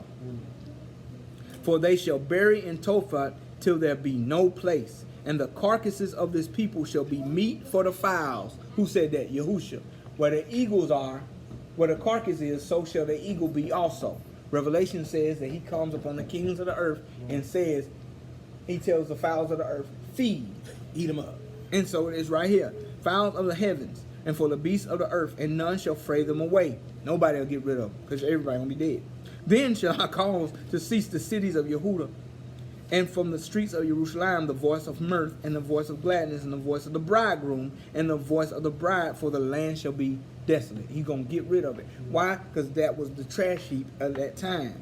You get what I'm saying? At that time, this is 8, Yahweh says, shall they bring out the bones of the kings of Yehudah, the bones of the kings of the princes, the bones of the priests, the bones of the prophets, and the bones of the inhabitants of Jerusalem out of their graves. And they shall spread them before the sun and the moon and the host of heaven whom they have loved. You hear this? And whom they have served, after whom they have walked, and they have sought, and whom they have worshipped, and they shall not be gathered nor buried. You remember, to a person that's an obrit, burial is important. Right. You have to bury that body. But they're gonna bring the bones out and scatter them now. In other words, disgrace. Yeah. And watch this, they shall be gathered, they shall not be gathered nor buried. There shall be for dung upon the face of Haaretz. Because Gehenna was a trash place. Not like how we got it, but that's where they dealt with all their trash. Well, yeah, kind of like how Yeah. we got it. We got city dumps. Right. You know what I'm saying? And the death shall be chosen rather than life by all the remnant of them and the reign of this evil family, Wow. which remain at all the places where I have driven them out. Let me go back to 19 though, because I've seen something. I'm going to try to read this real quick, and then we'll move on to Matthew. Thus says Yahweh, go and get a potter's earthen bottle, and take the ancients of the people and the ancients of the priests, and go forth to the valley of the son of Hinnom, which is by the entry of the east gate. Proclaim out the words that I shall tell you. Say, hear ye the words of Yahweh, you kings of Yehuda, you inhabitants of Jerusalem. Thus says Yahweh Sabaoth, and the Elohim of Yasharal, behold, I will bring evil upon this place, with which whosoever hears, his ears shall tingle. Man, because they have forsaken me and have exchanged out this place and burned incense in it to other Elohim, whom neither them nor their fathers have known, nor the kings of Yehuda, and have filled this place with the blood of innocents. Remember, I told you they sacrificed their sons and daughters, they babies there. This is where they talk about, whenever you see that image of Moloch and they're actually bringing it, this was actually where they did it at, Gehenna. Man, this is wicked. They have built also the high places of Baal, and turned out their sons with fire for burnt offerings unto Baal, which I commanded not. See, this is what's not entered into his heart. Not the pit. He designed the pit, because watch this, that's why it's called Shaul. It's the appointed place. He appointed it for the devil and his angels. They take this scripture and they say this is why the pit don't exist. Nor spoke it, neither came it into my mind. You see that? He's saying it's not entered in because they're doing this stuff in it. Therefore, behold, the days come, says Yahweh, that this place shall no more be called Topah, nor the valley of Hinnom, but the valley of the slaughter. It's the same thing we read in 7. And he says, and I will make void out the counsel of Yehuda and Jerusalem in this place, and I will cause them to fall by the sword before their enemies, and by the hands of their lives, and out the carcasses, he repeating it again, shall give to be meat for the fowls of Shemayim and for the beasts of the earth. And I will make out this city desolate and a hissing, and every one that passes thereby shall be astonished and hissing because of all the plagues thereof. It's full of disease and stuff. It's a trash heap. And I will cause them to eat out the flesh of their sons and the flesh of their daughters, and they shall eat every one the flesh of his friend in the siege and straitness, wherewith their enemies they shall seek their lives and straiten them. And then you will break the bottle in the sight of the men that go with you, and say unto them, thus says Yahuwah Sabaoth, even will I break out this people and this city as one breaks a potter's vessel. Man, look at this. Wow. And cannot be made whole again, and they shall bury them in Topaz. There shall be, till there be no place to bury. Thus will I do to this place, says Yahweh, even to the inhabitants thereof, even to make this city as Topheth. And the houses of Jerusalem, the houses of the king of Yehuda, shall be defiled as the place of Topheth, because all the houses upon whose roof they have burned incense unto the host of heaven, and have poured out drink offerings unto other Elohim. Then came Yirmiyahu from Topheth, where Yahuwah had sent him to prophesy, and stood in all the court of Yahweh's house, and said to all the people, thus says Yahweh Sabaoth, the Elohim of Yasharal, behold, I will bring upon this city and all her towns all the evil that I have pronounced against it, because they have hardened their necks, that they might not hear my words. So the stiff-neckedness of the people is why Yahusha kept pointing to Gehenna and saying, for the worm dieth not and the fire is not quenched. He's giving an example of what really going on, because you got to understand, when he's teaching at that time, the people knew what Topheth was. They knew what Gehenna was, because they had the Torah and the prophets. Right. It's us making an educated guess. And you put me on with that one, man, and I know I've read that chapter before. Man, Barak Yahuwah. Barak Yahuwah for him opening my mind to that revelation that Gehenna was legitimately a place. Yeah. Not just and not just a reference to the pit. Right. Hallelujah. And hallelujah. Hallelujah. Because that was the place where they actually sacrificed to their mighty ones as trash heaps, pretty much. And that's why he says, "I'll make you a dunghill," because it's what you're doing. Zamir said that in Hanok 22:12, Hanok 12:14 references the same thing. Oh, right. Who? Torah. And here we go. Matthew 7:1. Matthew 7:1. Now watch how this starts out. Man, it's amazing when we talk about the adoption, man, because right here, and remember I told you we became judges. Here's the context. Matthew 7:1. Judge not. People stop right there. They do. Like he told them not to judge. That's not what he says. Judge not, that you not be judged. For with what judgment that you judge, you shall be judged. And what measure you meet, it shall be measured unto you again. So he's giving you a context of how to judge and not telling you not to judge at all. Because he says this, and why shall you behold the mote that is in your brother's eye? And it was actually translated to speck. But consider not the beam which is in your own eye. Specks and beams are two different things. Is you worse than your brother? Or how will you say to your brother, let me pull out the speck that is in your eye, and behold, the beam is in your own eye? You hypocrite. First, cast out the beam from your own eye. He's saying, judge yourself, right? He just said, judge not. So if you stop there, you're not even supposed to judge yourself, right? But in context, he's telling you how to handle it. You hypocrite. First, cast out the beam out of your eye, then you shall see clearly to cast out the speck out of your brother's eye. Right. He ain't saying don't judge. Right. Make sure that you are in a proper place in yourself to be able to judge somebody. Yeah. Right. Give not what is kadosh to the dogs, neither cast your crystals before swine, lest they trample them under your feet and turn again and rend you. And ask, and it shall be given. Seek, and you shall find. Knock, and it shall be opened. For everyone that asks receives. He that seeks finds. He that knocks, it shall be opened. Or if a man, watch this, or what man is there of you? Listen to how he's talking to them. And watch what he says at the end of it. He's comparing this kingdom walk that he's trying to bring to us to them dealing with their own children, their own sons. Why? The adoption again. Watch this. For everyone that asks receives, and he that seeks finds, he that knocks, it shall be opened. 9. Or what man is there of you, whom if his son asks bread, will he give him a stone? Or if he asks a fish, will he give him a serpent? Or watch this, if you then being evil, God, Yahushua don't play.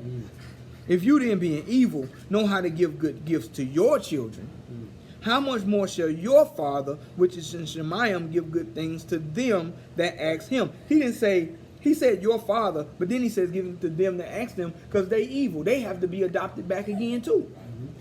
And it says, therefore, all things whatsoever you would that men should do to you, do even so to them. For this is the Torah and the prophet. But they say he spoke against the Torah. Watch this. Enter you into the narrow gate, for wide is the gate, and broad is the way that leads to destruction. Many there be which go thereat. But because narrow is the gate, and troublesome is the way. This is a troublesome way. Because this way is not popular. Right. Which leads to life. It's troublesome, but we live in. In abundance. Come on. In abundance. Yes, sir. Few there be that find it. Beware of false prophets, which come to you in sheep's clothing, but inwardly they are ravening wolves. You shall know them by their fruits. He telling them to judge again. Right. He just told you to judge, because you shall know them by the fruits they produce. Do men gather grapes of thorns or figs of thistles? So every good tree bring forth good fruit, but a corrupt tree bring forth evil fruit.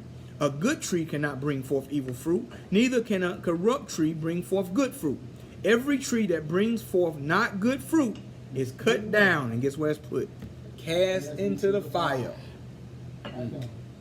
The Hanom, the pit, Shaul. By the husband, which is your That's right. Wherefore, by their fruits you shall judge them, or know them. Same thing. Not everyone that says unto me, Adonai, Adonai, shall enter into the kingdom of Yahweh, but he that does the will of my Father which is in Shemayim. Many will say to me in that day, Adonai, Adonai, have we not prophesied in your name, and in your name cast out devils, and in your name done many wonderful works? And then I will profess unto them, I never knew you. You what? Well, read. Depart from me, you transgressors of the Torah. Can I say something? Come on, Look, man. I might need to say something too, man. Man, I'm about to jump out. I'm about Right. to jump Right. out my seat. Okay, so when we see, he said, by their fruits you will know them. Right. Now you've translated know to judge. Right. That is correct. Mm-hmm. That is not Right. off. That's not adding. That's not taking. That's not flipping. That's Right. correct. You know why? Because to know means that I don't care what you tell me. I That's see it. what you're doing. Come on, man. We gonna get So there. I'm Yeah. judging. Right. The judgment is that I know what you're giving me in fruit. Right. So I know this. That's why a judge can. That's why we when we think about a courtroom, the only thing a judge is doing is discerning what's either it's this way or it's that way. Come on. Either Right. you're guilty or you're innocent. That's That's right. judgment. You're coming It's to not. the conclusion. It's you're coming to a based conclusion on the evidence based on you've the been evidence. given. Right. That's judging. So that's why we can Right. know. That's it. That is absolutely correct, man. It's not. Hallelujah. I wanted to say that because I know a lot of times people don't understand that. A lot of times when you're dealing with translation and operating dealing like that, people might not understand what you're doing when you do it. Right. So you might say a word and say, "Okay, it's this," and then people's like, "Well, you just making up Right, stuff." right, No, you're right. not making Come, up stuff. come. It's Understood. completely in context with what's being said. Right, Go ahead. right, Yahuwah. Torah for that too, for that breakdown. Right. And that's exactly what I'm trying to get you to understand what's being relayed, because sometimes when you see it in here, you don't see it because you're not breaking it down. Right. And that's why Yahuwah told me to go back into Matthew, Yahoo, Mark, Lucas, and Yohanan and break down what's actually in here. And watch this, man. He said, I never knew you. It says, how do we know him? That we keep his commandments. Man, That's First John, ain't it? How do we know him? That we keep his commandments. So he can literally say, I never knew you because you kept no commandments. Right. He is being honest. But you said you prophesied in his name. You cast out devils in his name and did many wonderful works. Look, man, there's so many levels to that. It is. And I'm trying to go there because you're trying to Go say ahead. in judgment. Go ahead, but man. just, you know, it shows you, you know, who he's talking about. Right. You know, people prophesying and going forth in his name, but for some odd reason he's saying, I don't know you. Right. Like, how can, like, what do you do with that? How can you just ignore that? We need to be asking why. Right. Why? Because he said, I never knew you.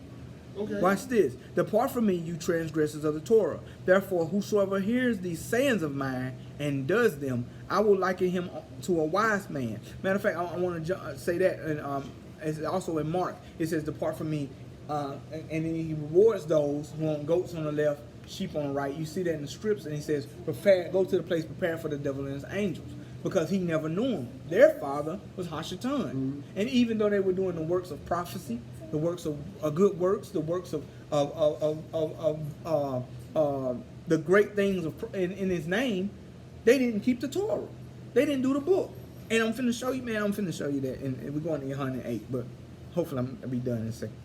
But it says, the rain descended, the floods came, the winds blew and beat upon that house, and it fell not.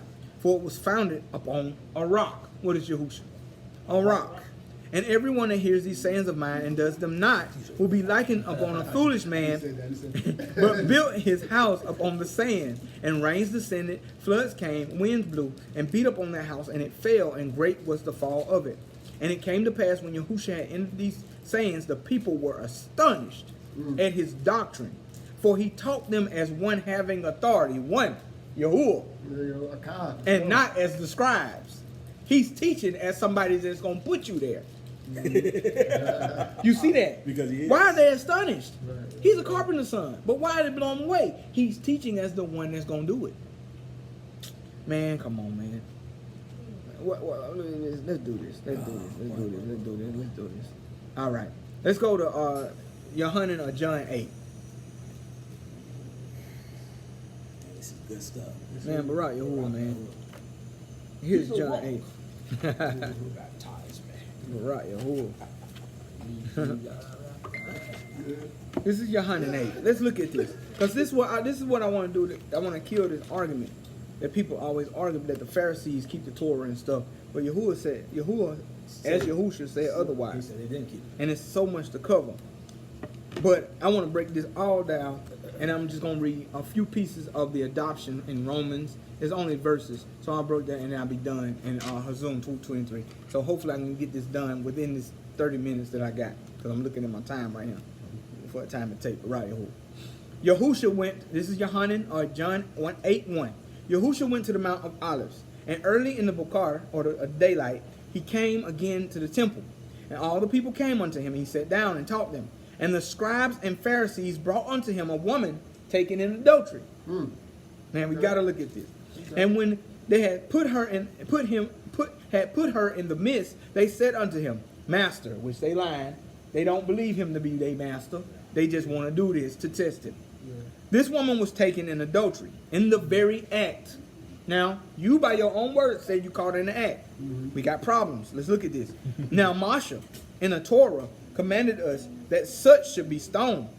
But what say you? Many preachers teach this, that this is the ultimate form of grace that you could ever imagine, that he changed the Torah, that what should be done to this woman, and he gave her grace. That's not what happened. I'm going to show you.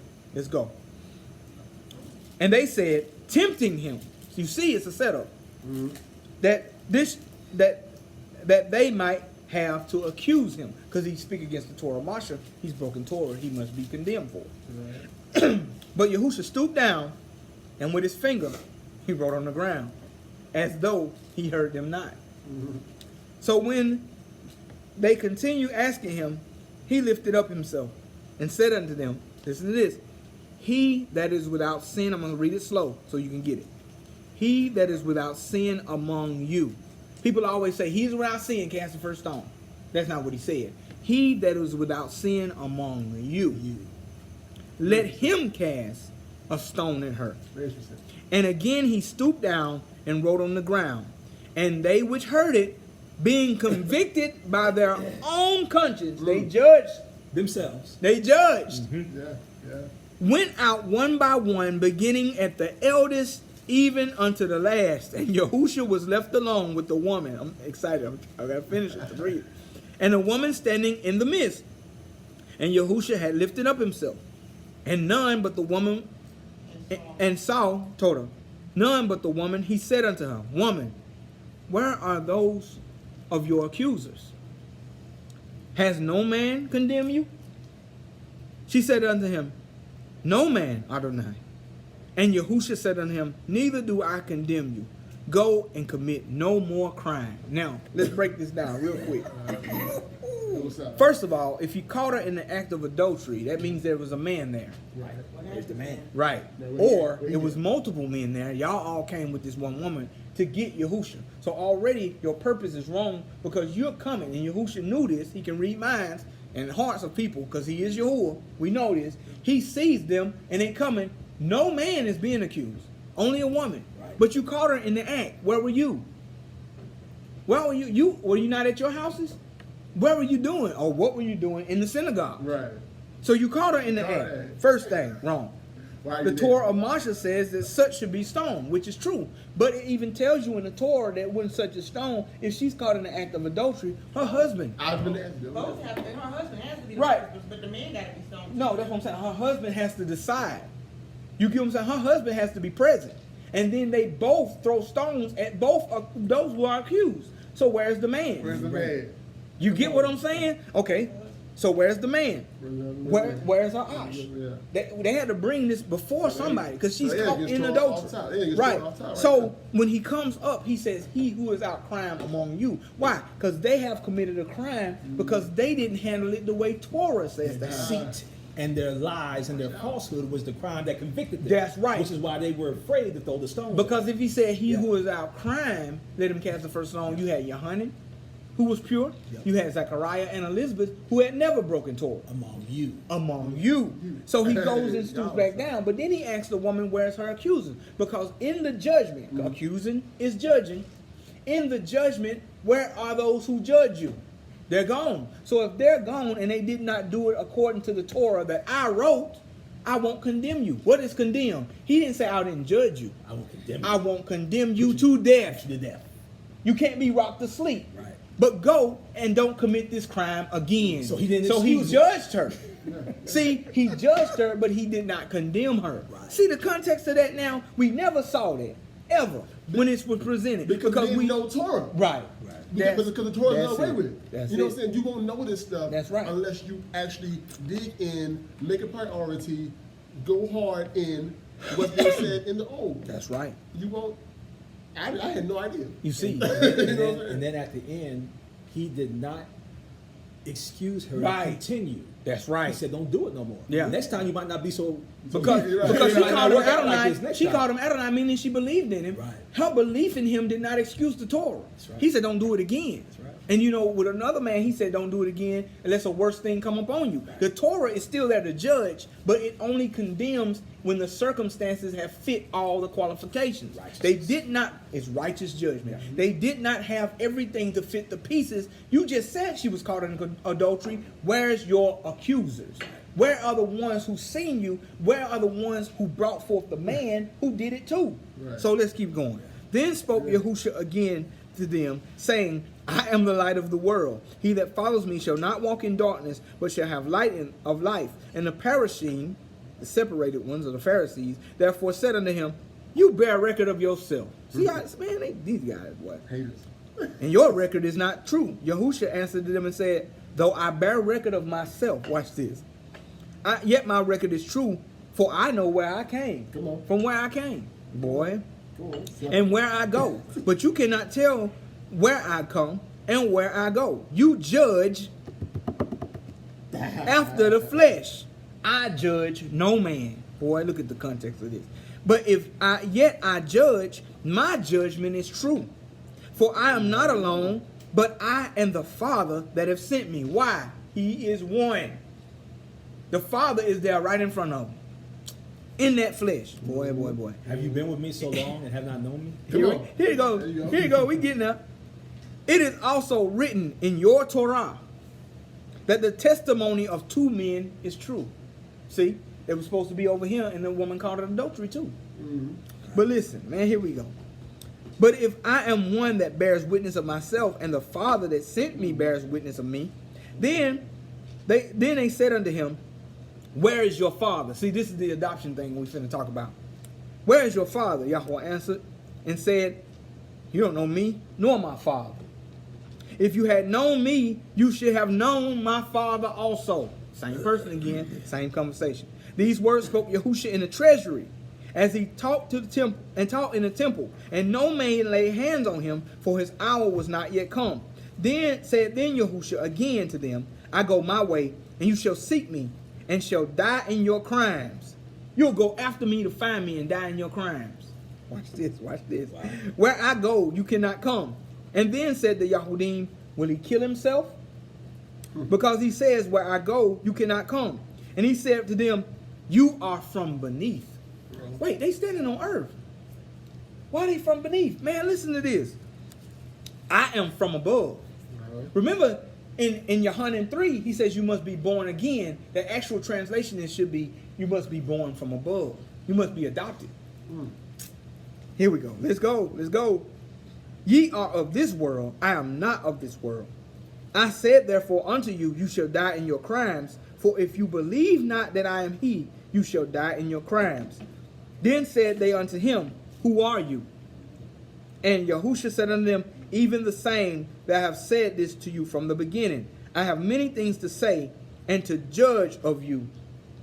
Man. But he that sent me is true, and I speak to the world those things which I have heard of him. They understood not that he spoke to them of the Father. Then said Yahusha to them, when you have lifted up the son of Adam, that's him, you shall know that I am he, and I do nothing of myself.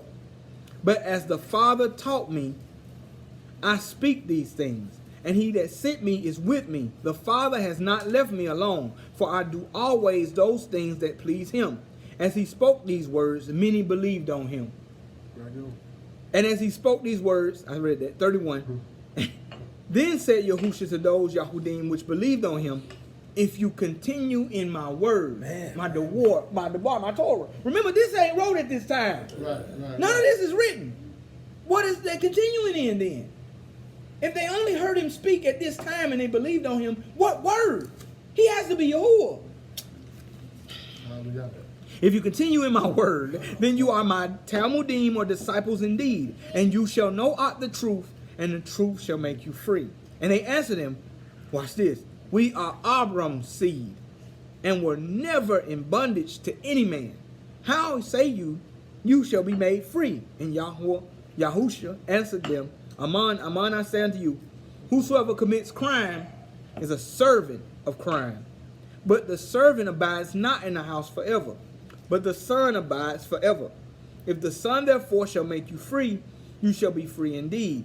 I know that you are Abraham's seed, but you seek to kill me, because my word has no place in you. I speak, man, listen to this. I speak that which I have seen of my Father, and you do that which you have seen with your father. Wow. Here's the adoption thing again. Watch this. Now, they're not talking about Abraham either. Right. They answered and said to him, Abraham is our father. Watch how he responds. Yahusha said unto them, if you were Abraham's children, you would do the works of Abraham. Where did they come from? Back in Bereshit 18, or Genesis 18, he said the only reason he told Abraham of what was going on in Sodom and Gomorrah, because he teaches his children to obey my commandments. Boy, that's deep. And it says, but now you seek to kill me, a man that has told you a truth, but which I have heard of Yahweh. This did not of Abraham. You do the deeds of your father. Then they said to him, we are not born of fornication. We have one father, even Yahweh. Wait a second, you just said Abraham was, but then he said if Abraham was, you do the same works Abraham did. You just got convicted. You judged yourself. Now you went up a step and say, we're not born of fornication. Yahuwah is our father. Watch what he says to him. This is the adoption. Yahusha said unto them, if Yahuwah were your father, you would love me. For I proceeded forth and came from Yahuwah. Neither came I of myself, but he sent me. That's what Mashiach means. Even because you cannot hear my word, you are of your father the devil. Do y'all hear this? Man, and the lust of your fathers you will do. He was a murderer from the beginning and abode not in the truth, because the truth is not in him. When he speaks a lie, he speaks of his own.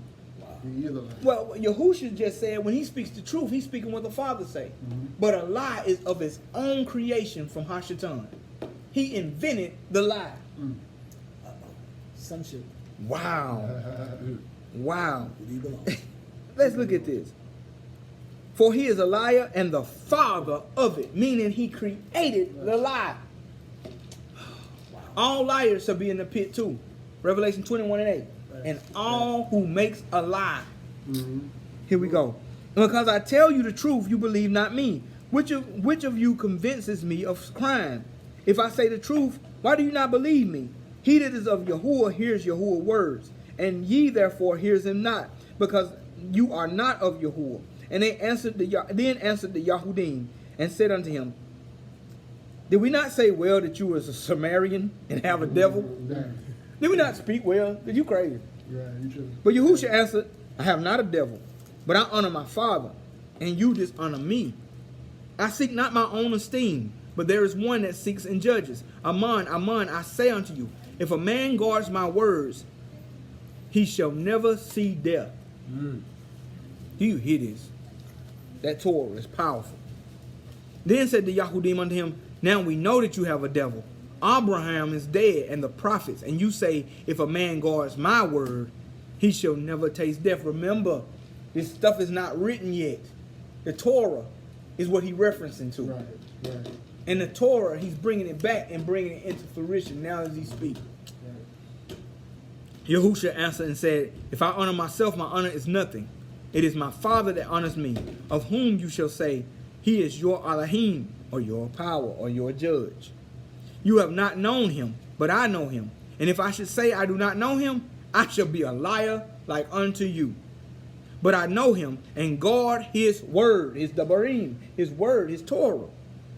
If your father Abraham rejoiced to see my day. And when he saw it, he was glad.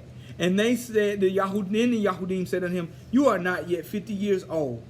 Have you seen Abraham? Yahusha said, Aman, Aman, I say unto you, before Abraham was a Hayah. I am. Yeah. I'm a Hayah. He was setting him up the whole time for that, by the way. He was setting him up the whole time just to say Man, that's powerful. Then they took up stones to cast at him. What he was doing, and I'm sorry, I went through all that. I'm gonna finish this, and I'm gonna break down what I was doing.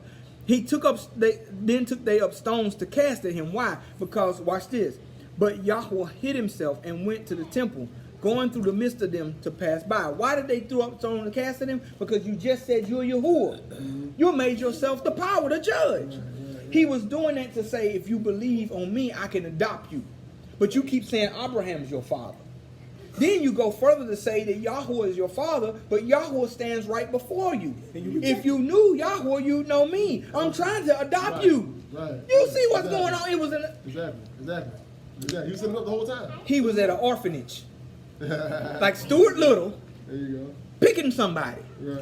And then when he said before Abraham was I am, he was giving them the final chance, and even then they still rejected him and they wanted to slay him. Come on, So they Marquise.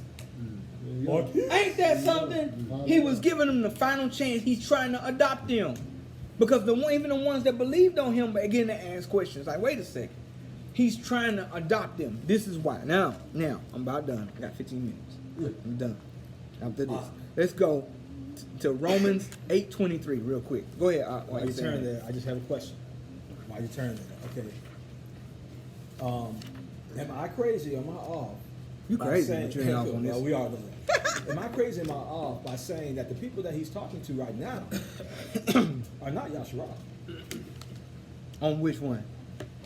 Because they were saying that They had our never father been is in- Abraham, Right. and we have never been in bondage. So they're clearly saying that they aren't of the seed They of was Yaakov. not of the seed of They were Yaakov. You're right. Hebrews, but they weren't Israelites. That's they weren't right. Yahshua. That's right. But he's still sitting there offering I them seen that. salvation. Yeah.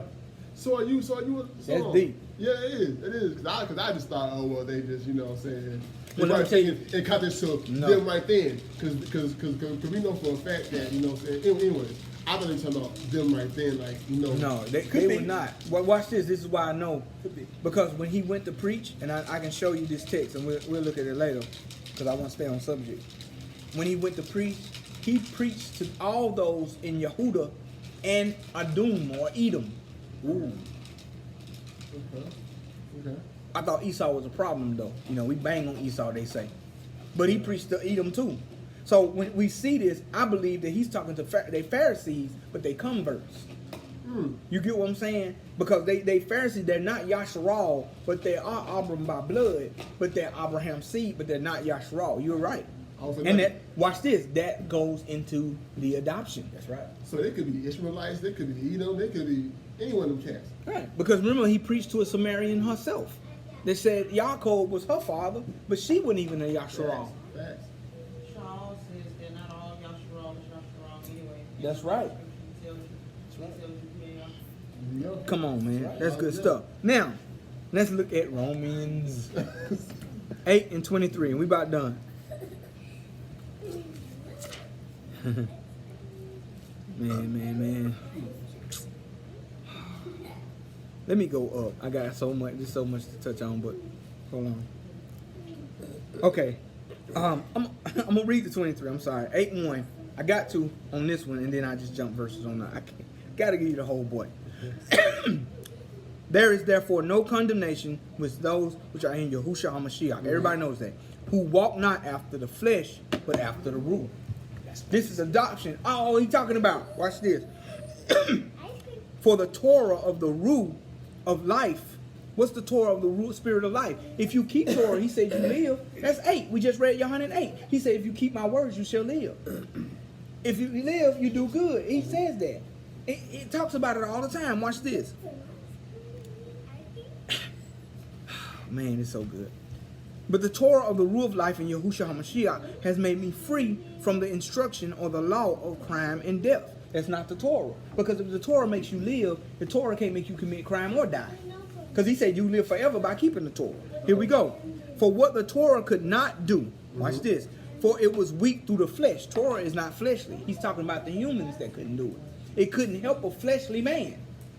For what the Torah could not do, as it was weak through the flesh, Yahuwah sending his own son in the likeness of crime-filled flesh, not flesh, but the likeness of it, and for crime, condemn crime in the flesh, that the righteousness of the Torah may be fulfilled in us, who walk not after the flesh, but after the rule.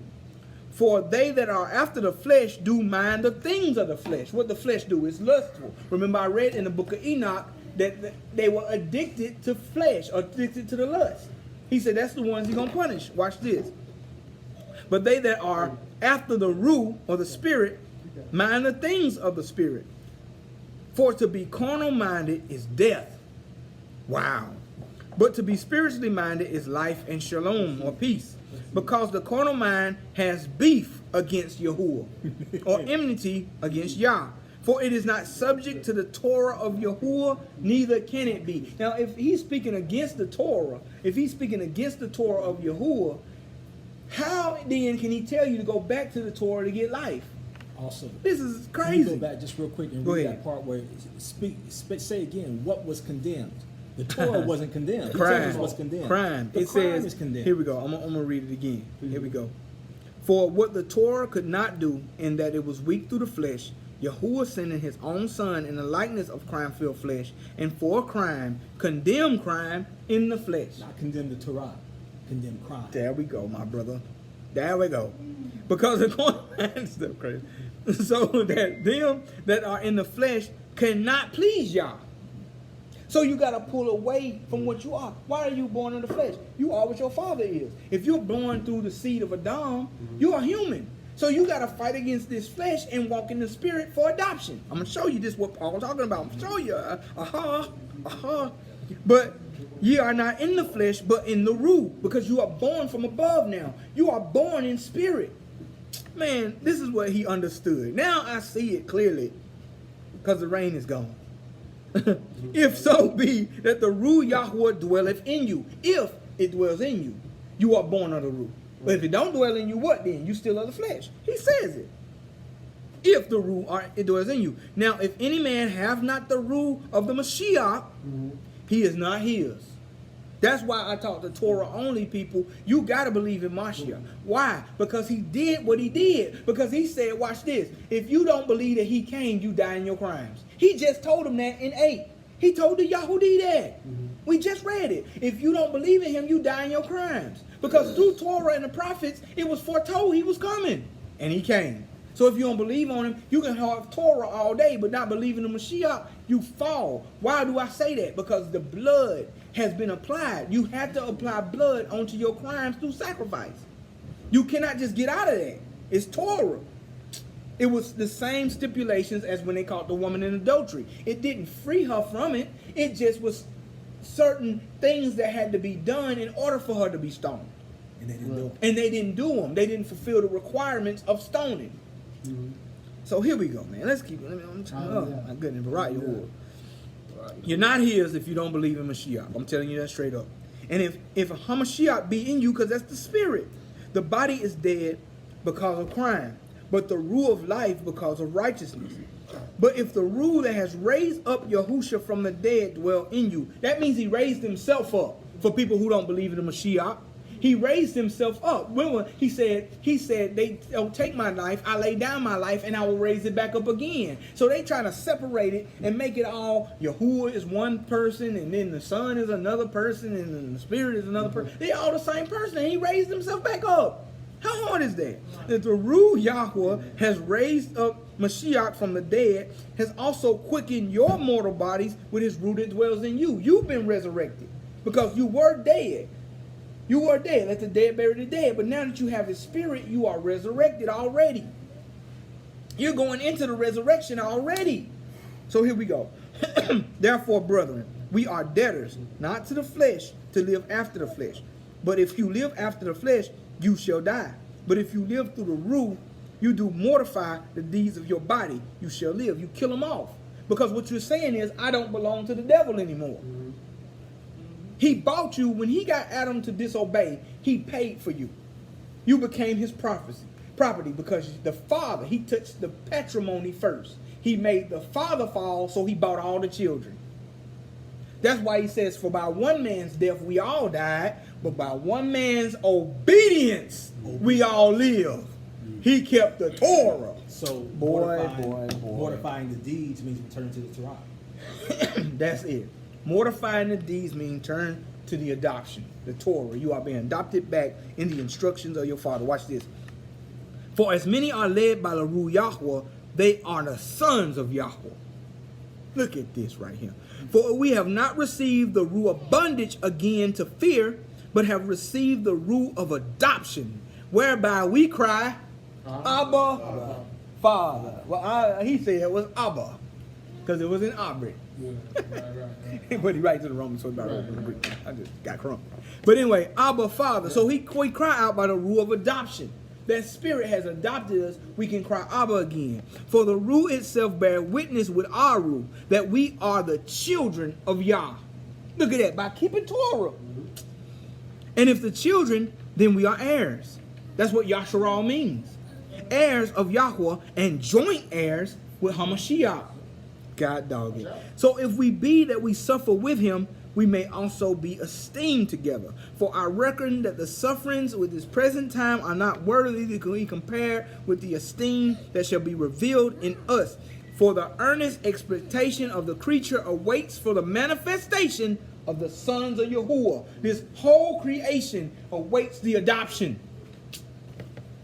Man. And it says, for the creature was made subject to vanity, not willingly, but by reason of him that is subjected to the same assurance, because the creature itself cannot be delivered from the bondage of corruption into the glorious or esteemed freedom of the children of Yahweh.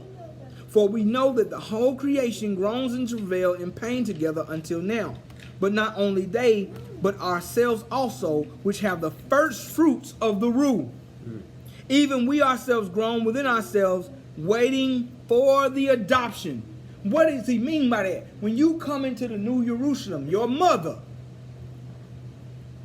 Boy, that sounds like a Judean, for real. Your mother. When you come into New Jerusalem, you have finished the adoption process. The Father has gave you a new mother. He has took you from the whore and gave you a new mother. Man. Man, this is deep, man. And it says, of the adoption to wit, the redemption of our body. That's why we say we're not saved yet, because we must endure. So even though he has chosen us to adopt us, we must endure to complete the adoption process of going into the new Father's house. We must enter into his rest. Which is like a trial period. Man, bro. Here, watch this, man. Wow. And let's go 9 and 4. I'm going to read 9 and 4. I'm about done. Read 9 and 4. Wow. It says, I'm going to read 9 and 1 first and then the 4. I say the truth in Mashiach, I lie not. My conscience also bear me witness in the Ruach HaKadosh, that I have great heaviness and continual sorrow in my heart. For I wish I could that myself were accursed from Hamashiach for my brethren and my kinsmen according to the flesh, who are Yasharal, who pertains the adoption and the esteem and the covenants and the giving of the Torah and the service of Yahweh and the promises, whose are the fathers and whom are concerning the flesh, Hamashiach came, who is over all, Yahuwah Barak forever. Amen.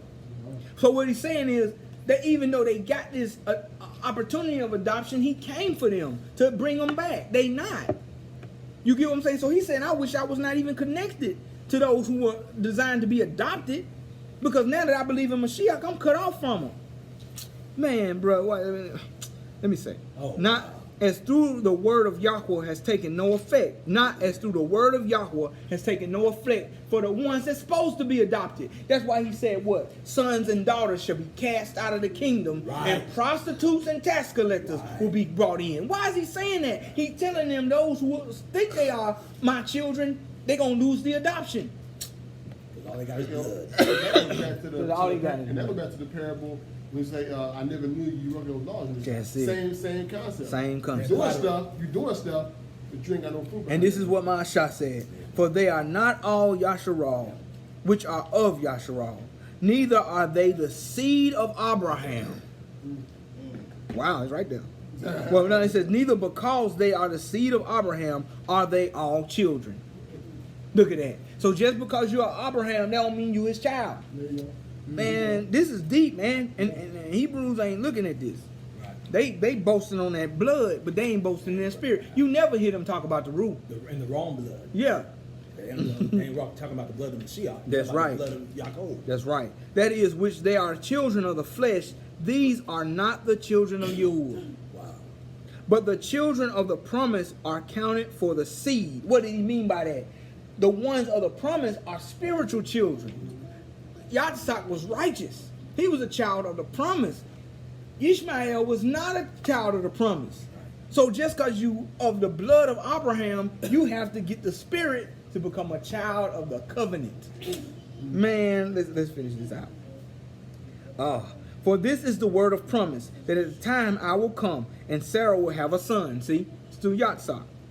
And not only this, but when Rivkah, that's Yitzhak's wife, that's the covenant, also conceived by one, even by our father, I'm not going there, even by our father Yitzhak, for the children being not yet born, having done any good or evil, that the purpose of Yahweh according to the election might stand. They hadn't even done anything. They wasn't there yet. Right. But he purposely did this, that he'll give all who decide, whether they wicked to the core, this is Ezekiel 33, Yahshua 33, or whether they righteous to the core. If they righteous fall, they become adopted to Satan, or if the wicked turn, they become adopted to Yahuwah. He given an election decision. Man, this is our side. This is kindness. Man, look at this. And it says that the election might stand, and this is where people miss it at, not of works.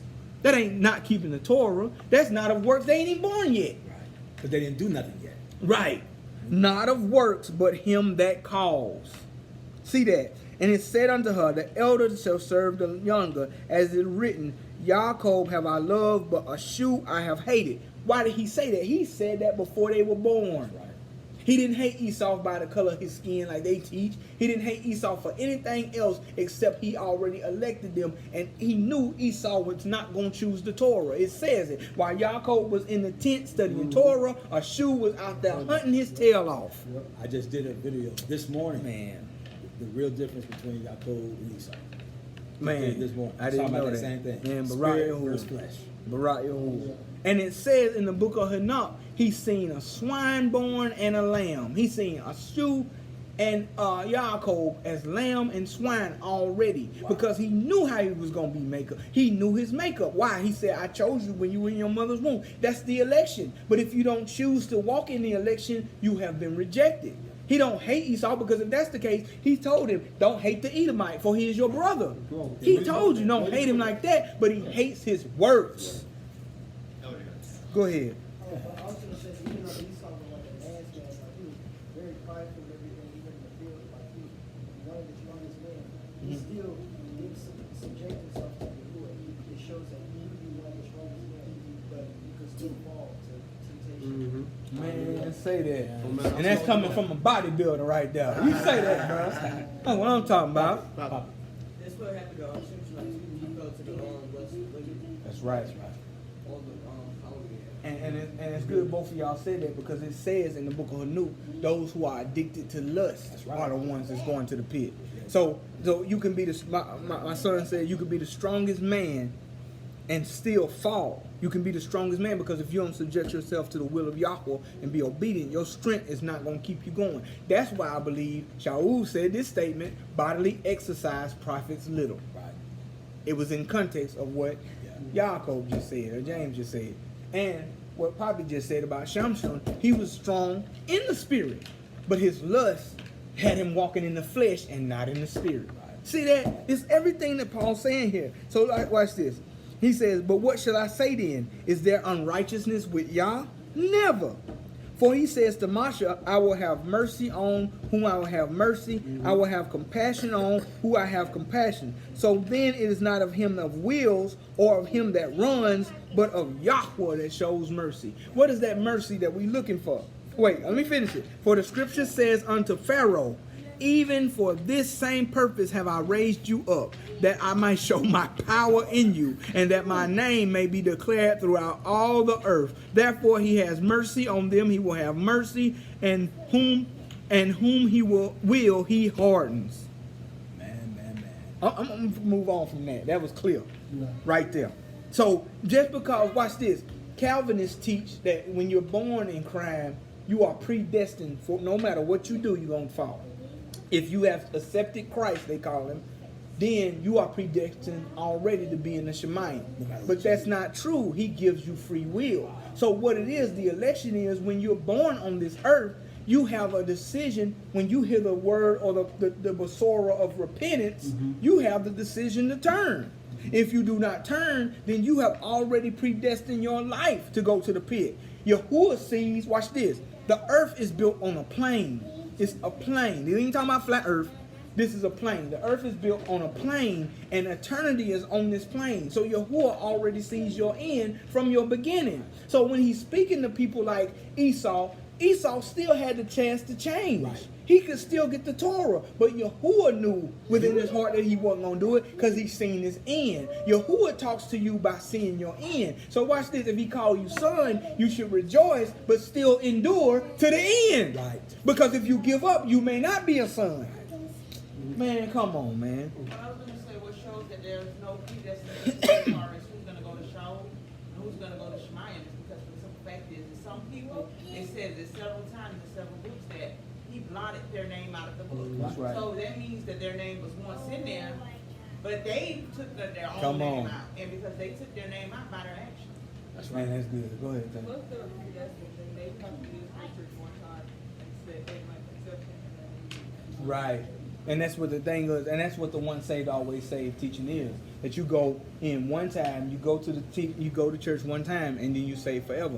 But predestination is not true, like you're saying, Steph. It's blotting out of the book, meaning your name was already in there. He wanted you. Watch this. He said, "I wish that no man should perish." So that means he put you in, you ready. But when you come into the world, you decide based on your actions that it's wiped out. Well, I think that just goes back to another reason why you have to understand what the words are really saying. Because it uses that word predestined in the Right. book. So It when you look at that and you're reading it in the English, then you're looking at predestination, it's teaching it, that's what it says, but that's not what it means. It means foreknowledge. It means Exactly. Yahuwah already He knew. knows. Right. It doesn't mean that you It's not skate through. evaluating your life. It's evaluating the knowledge of Yahuwah. Right. Yeah, so it's the foreknowledge of Yahweh. You know, first when you started talking about that, the first thing I thought about was dimensions for some reason. Yeah. I've heard you talk about that before. Man, you know what I'm saying? boy. And now you say that, you know, the idea of dimensions makes sense because like you said, he's on a plane. That's right. So he sees what's going to happen in the end. But if Esau decided to turn to the Torah, then his core destiny would automatically change. Nerd Brugika, You know what I'm saying? understand? But That's he right. knows that he knows whether he is or he isn't. Yeah. Right. It doesn't He take the knows. responsibility away from There you go. Exactly. There you go. It's kind of like Relax. it's kind of like the Yeah. butterfly effect. It's kind of like the butterfly effect of that. Whatever you decided to do when you you coming back into that realm. What you Right. gonna say? Well, he told I think it was Hezekiah, where it was already said that he was going to die. That's right. He repented. He changed his mind. That's right. It's the same thing. It was already established that he was going to die because of his words. That's right. But he repented, and then that got changed. That's right. So we still have a And responsibility. he turned the prophet to- around. He turned Isaiah around. And when he turned him around, he came and gave him 15 more years Exactly. on his life. That's a great point. So just because Yahuwah gives you something, it's in your works or in your walk that it is. It's kind of like the other prophet that he wasn't supposed to stop at the other prophet's house. And he said, "Thus says Yahweh, come into my house and eat." And then he said, "Well, because you disobeyed the word I had already gave you, lions shall devour you." You get what I'm saying? And it shows that the lion was only sent there to devour him because it was a donkey right there. Why didn't he eat the donkey? He just killed him and stood there. It shows that, like you said, it changes dimensions. And we're going to talk about that. That's a whole nother teaching. But based on your life, how you live, you got different areas of whatever you do. And that's why the world does that. Like It's a Wonderful Life. That he went back and seen how his life could have been and all that. They know this stuff. And because Esau could have been a righteous man just like Yaakov was. Can I just real quick before you do that? I went to Jubilees in the video I did this morning about the difference between Yaakov and Esau.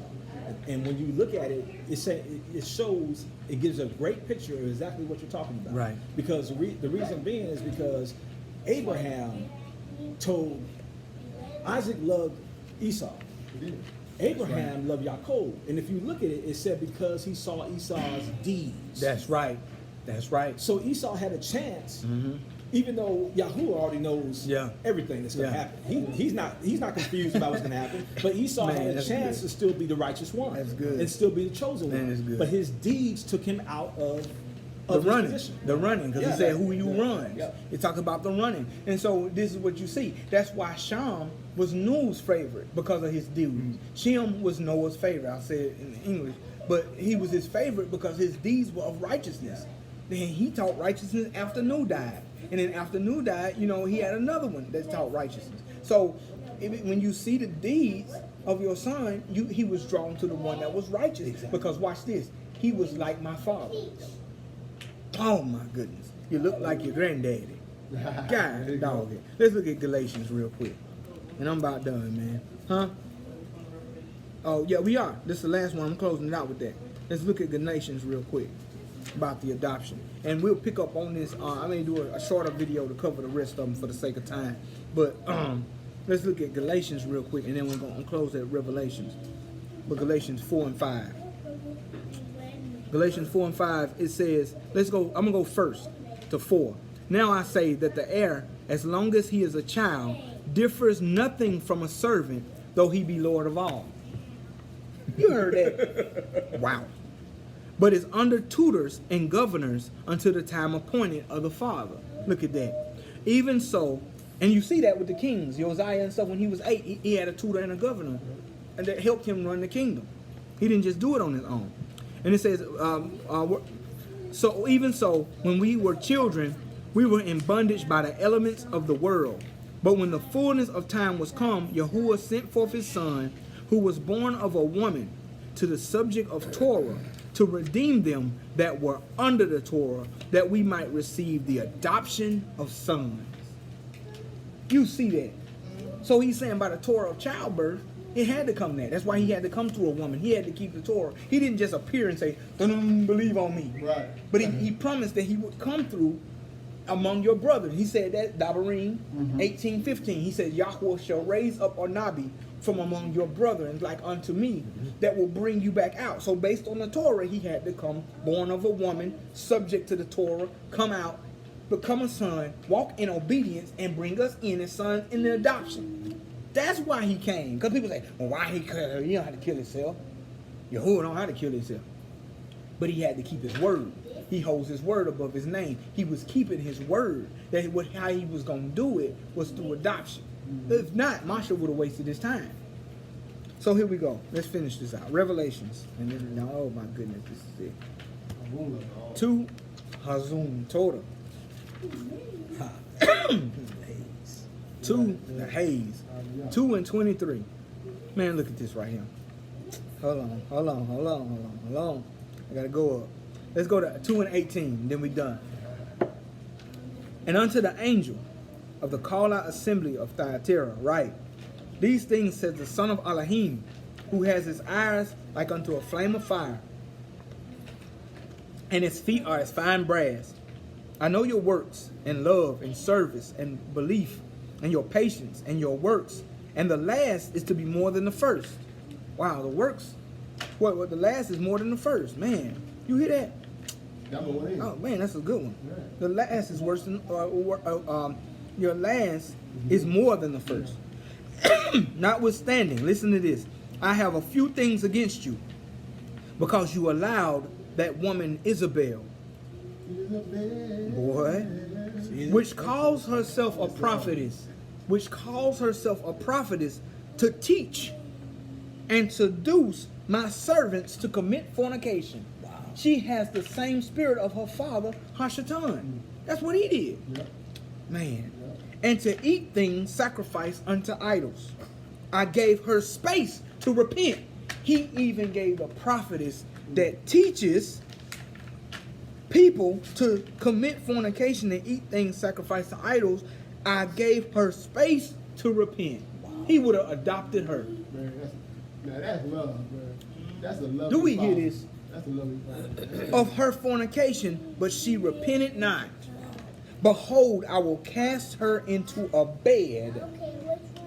Boy. And them that break wedlock or commit adultery with her into great tribulation, unless they repent of their deeds. Her and her followers. And I will kill her children with death. And all the called out assembly shall know that I am he which searches the labim, the minds, and the hearts. I gave her time, even though I knew she wouldn't do it. I still gave it. I gave her the papers for adoption. Wow. Do you want to be my child or Come not? on now. Wow. Come on I now. wanted you, even you. I don't even want Isabel to say I could not adopt her. Wow. But she refused it. And she began to teach my children to go to Satan.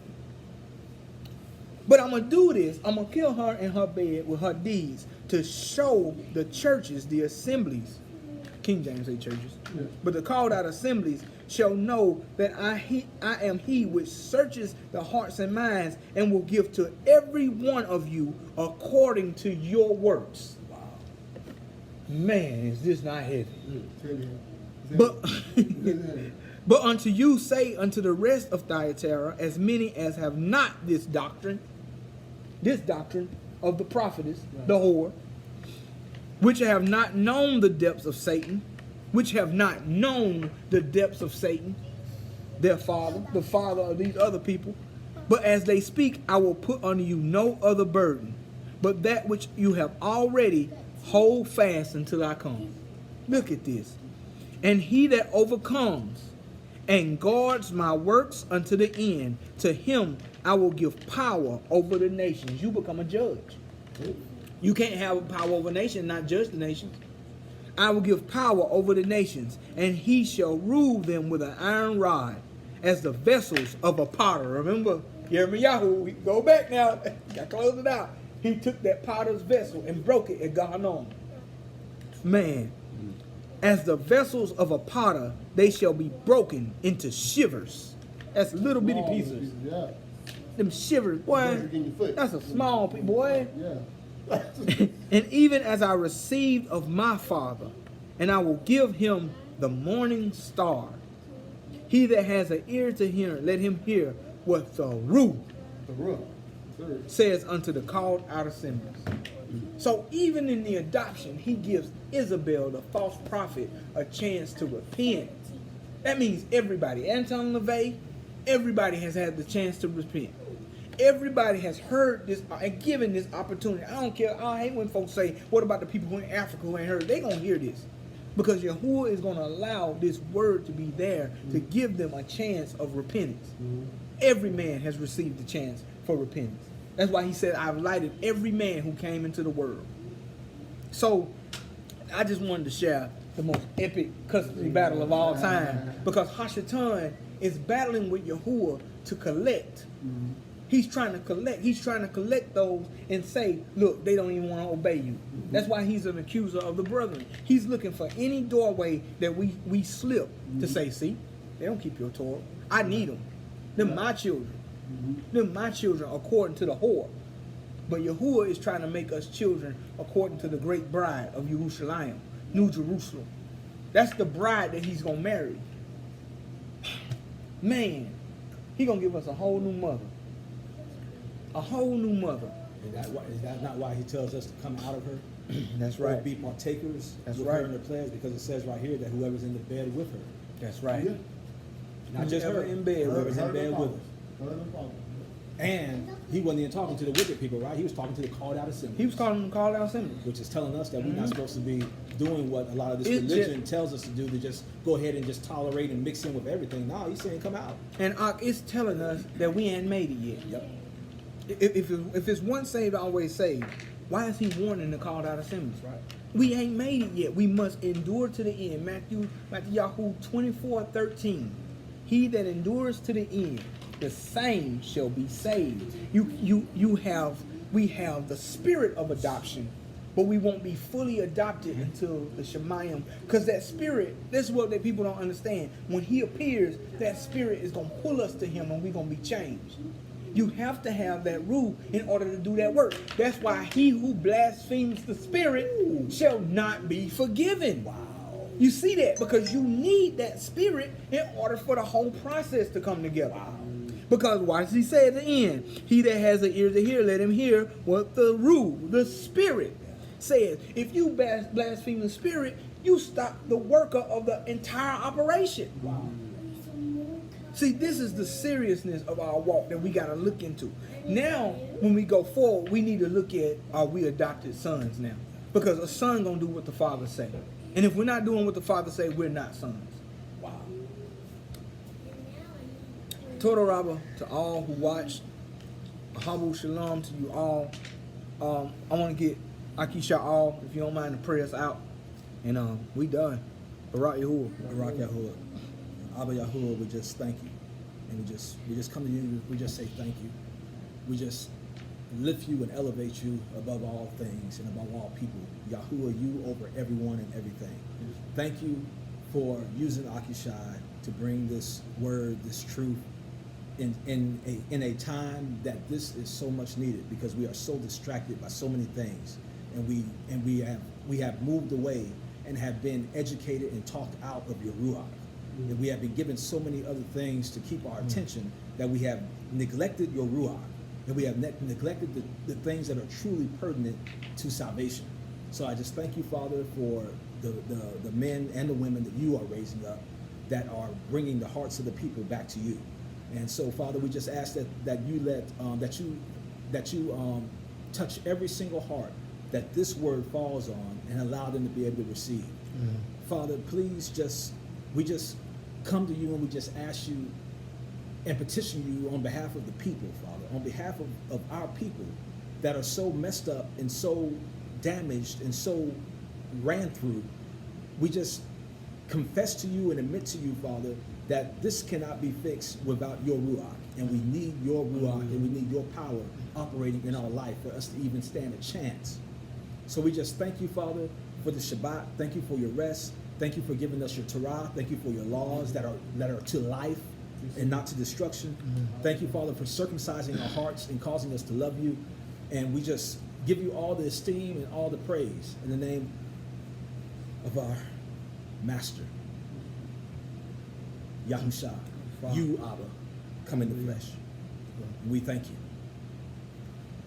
Amen. Love y'all. Habu shalom, man. We'll see y'all later.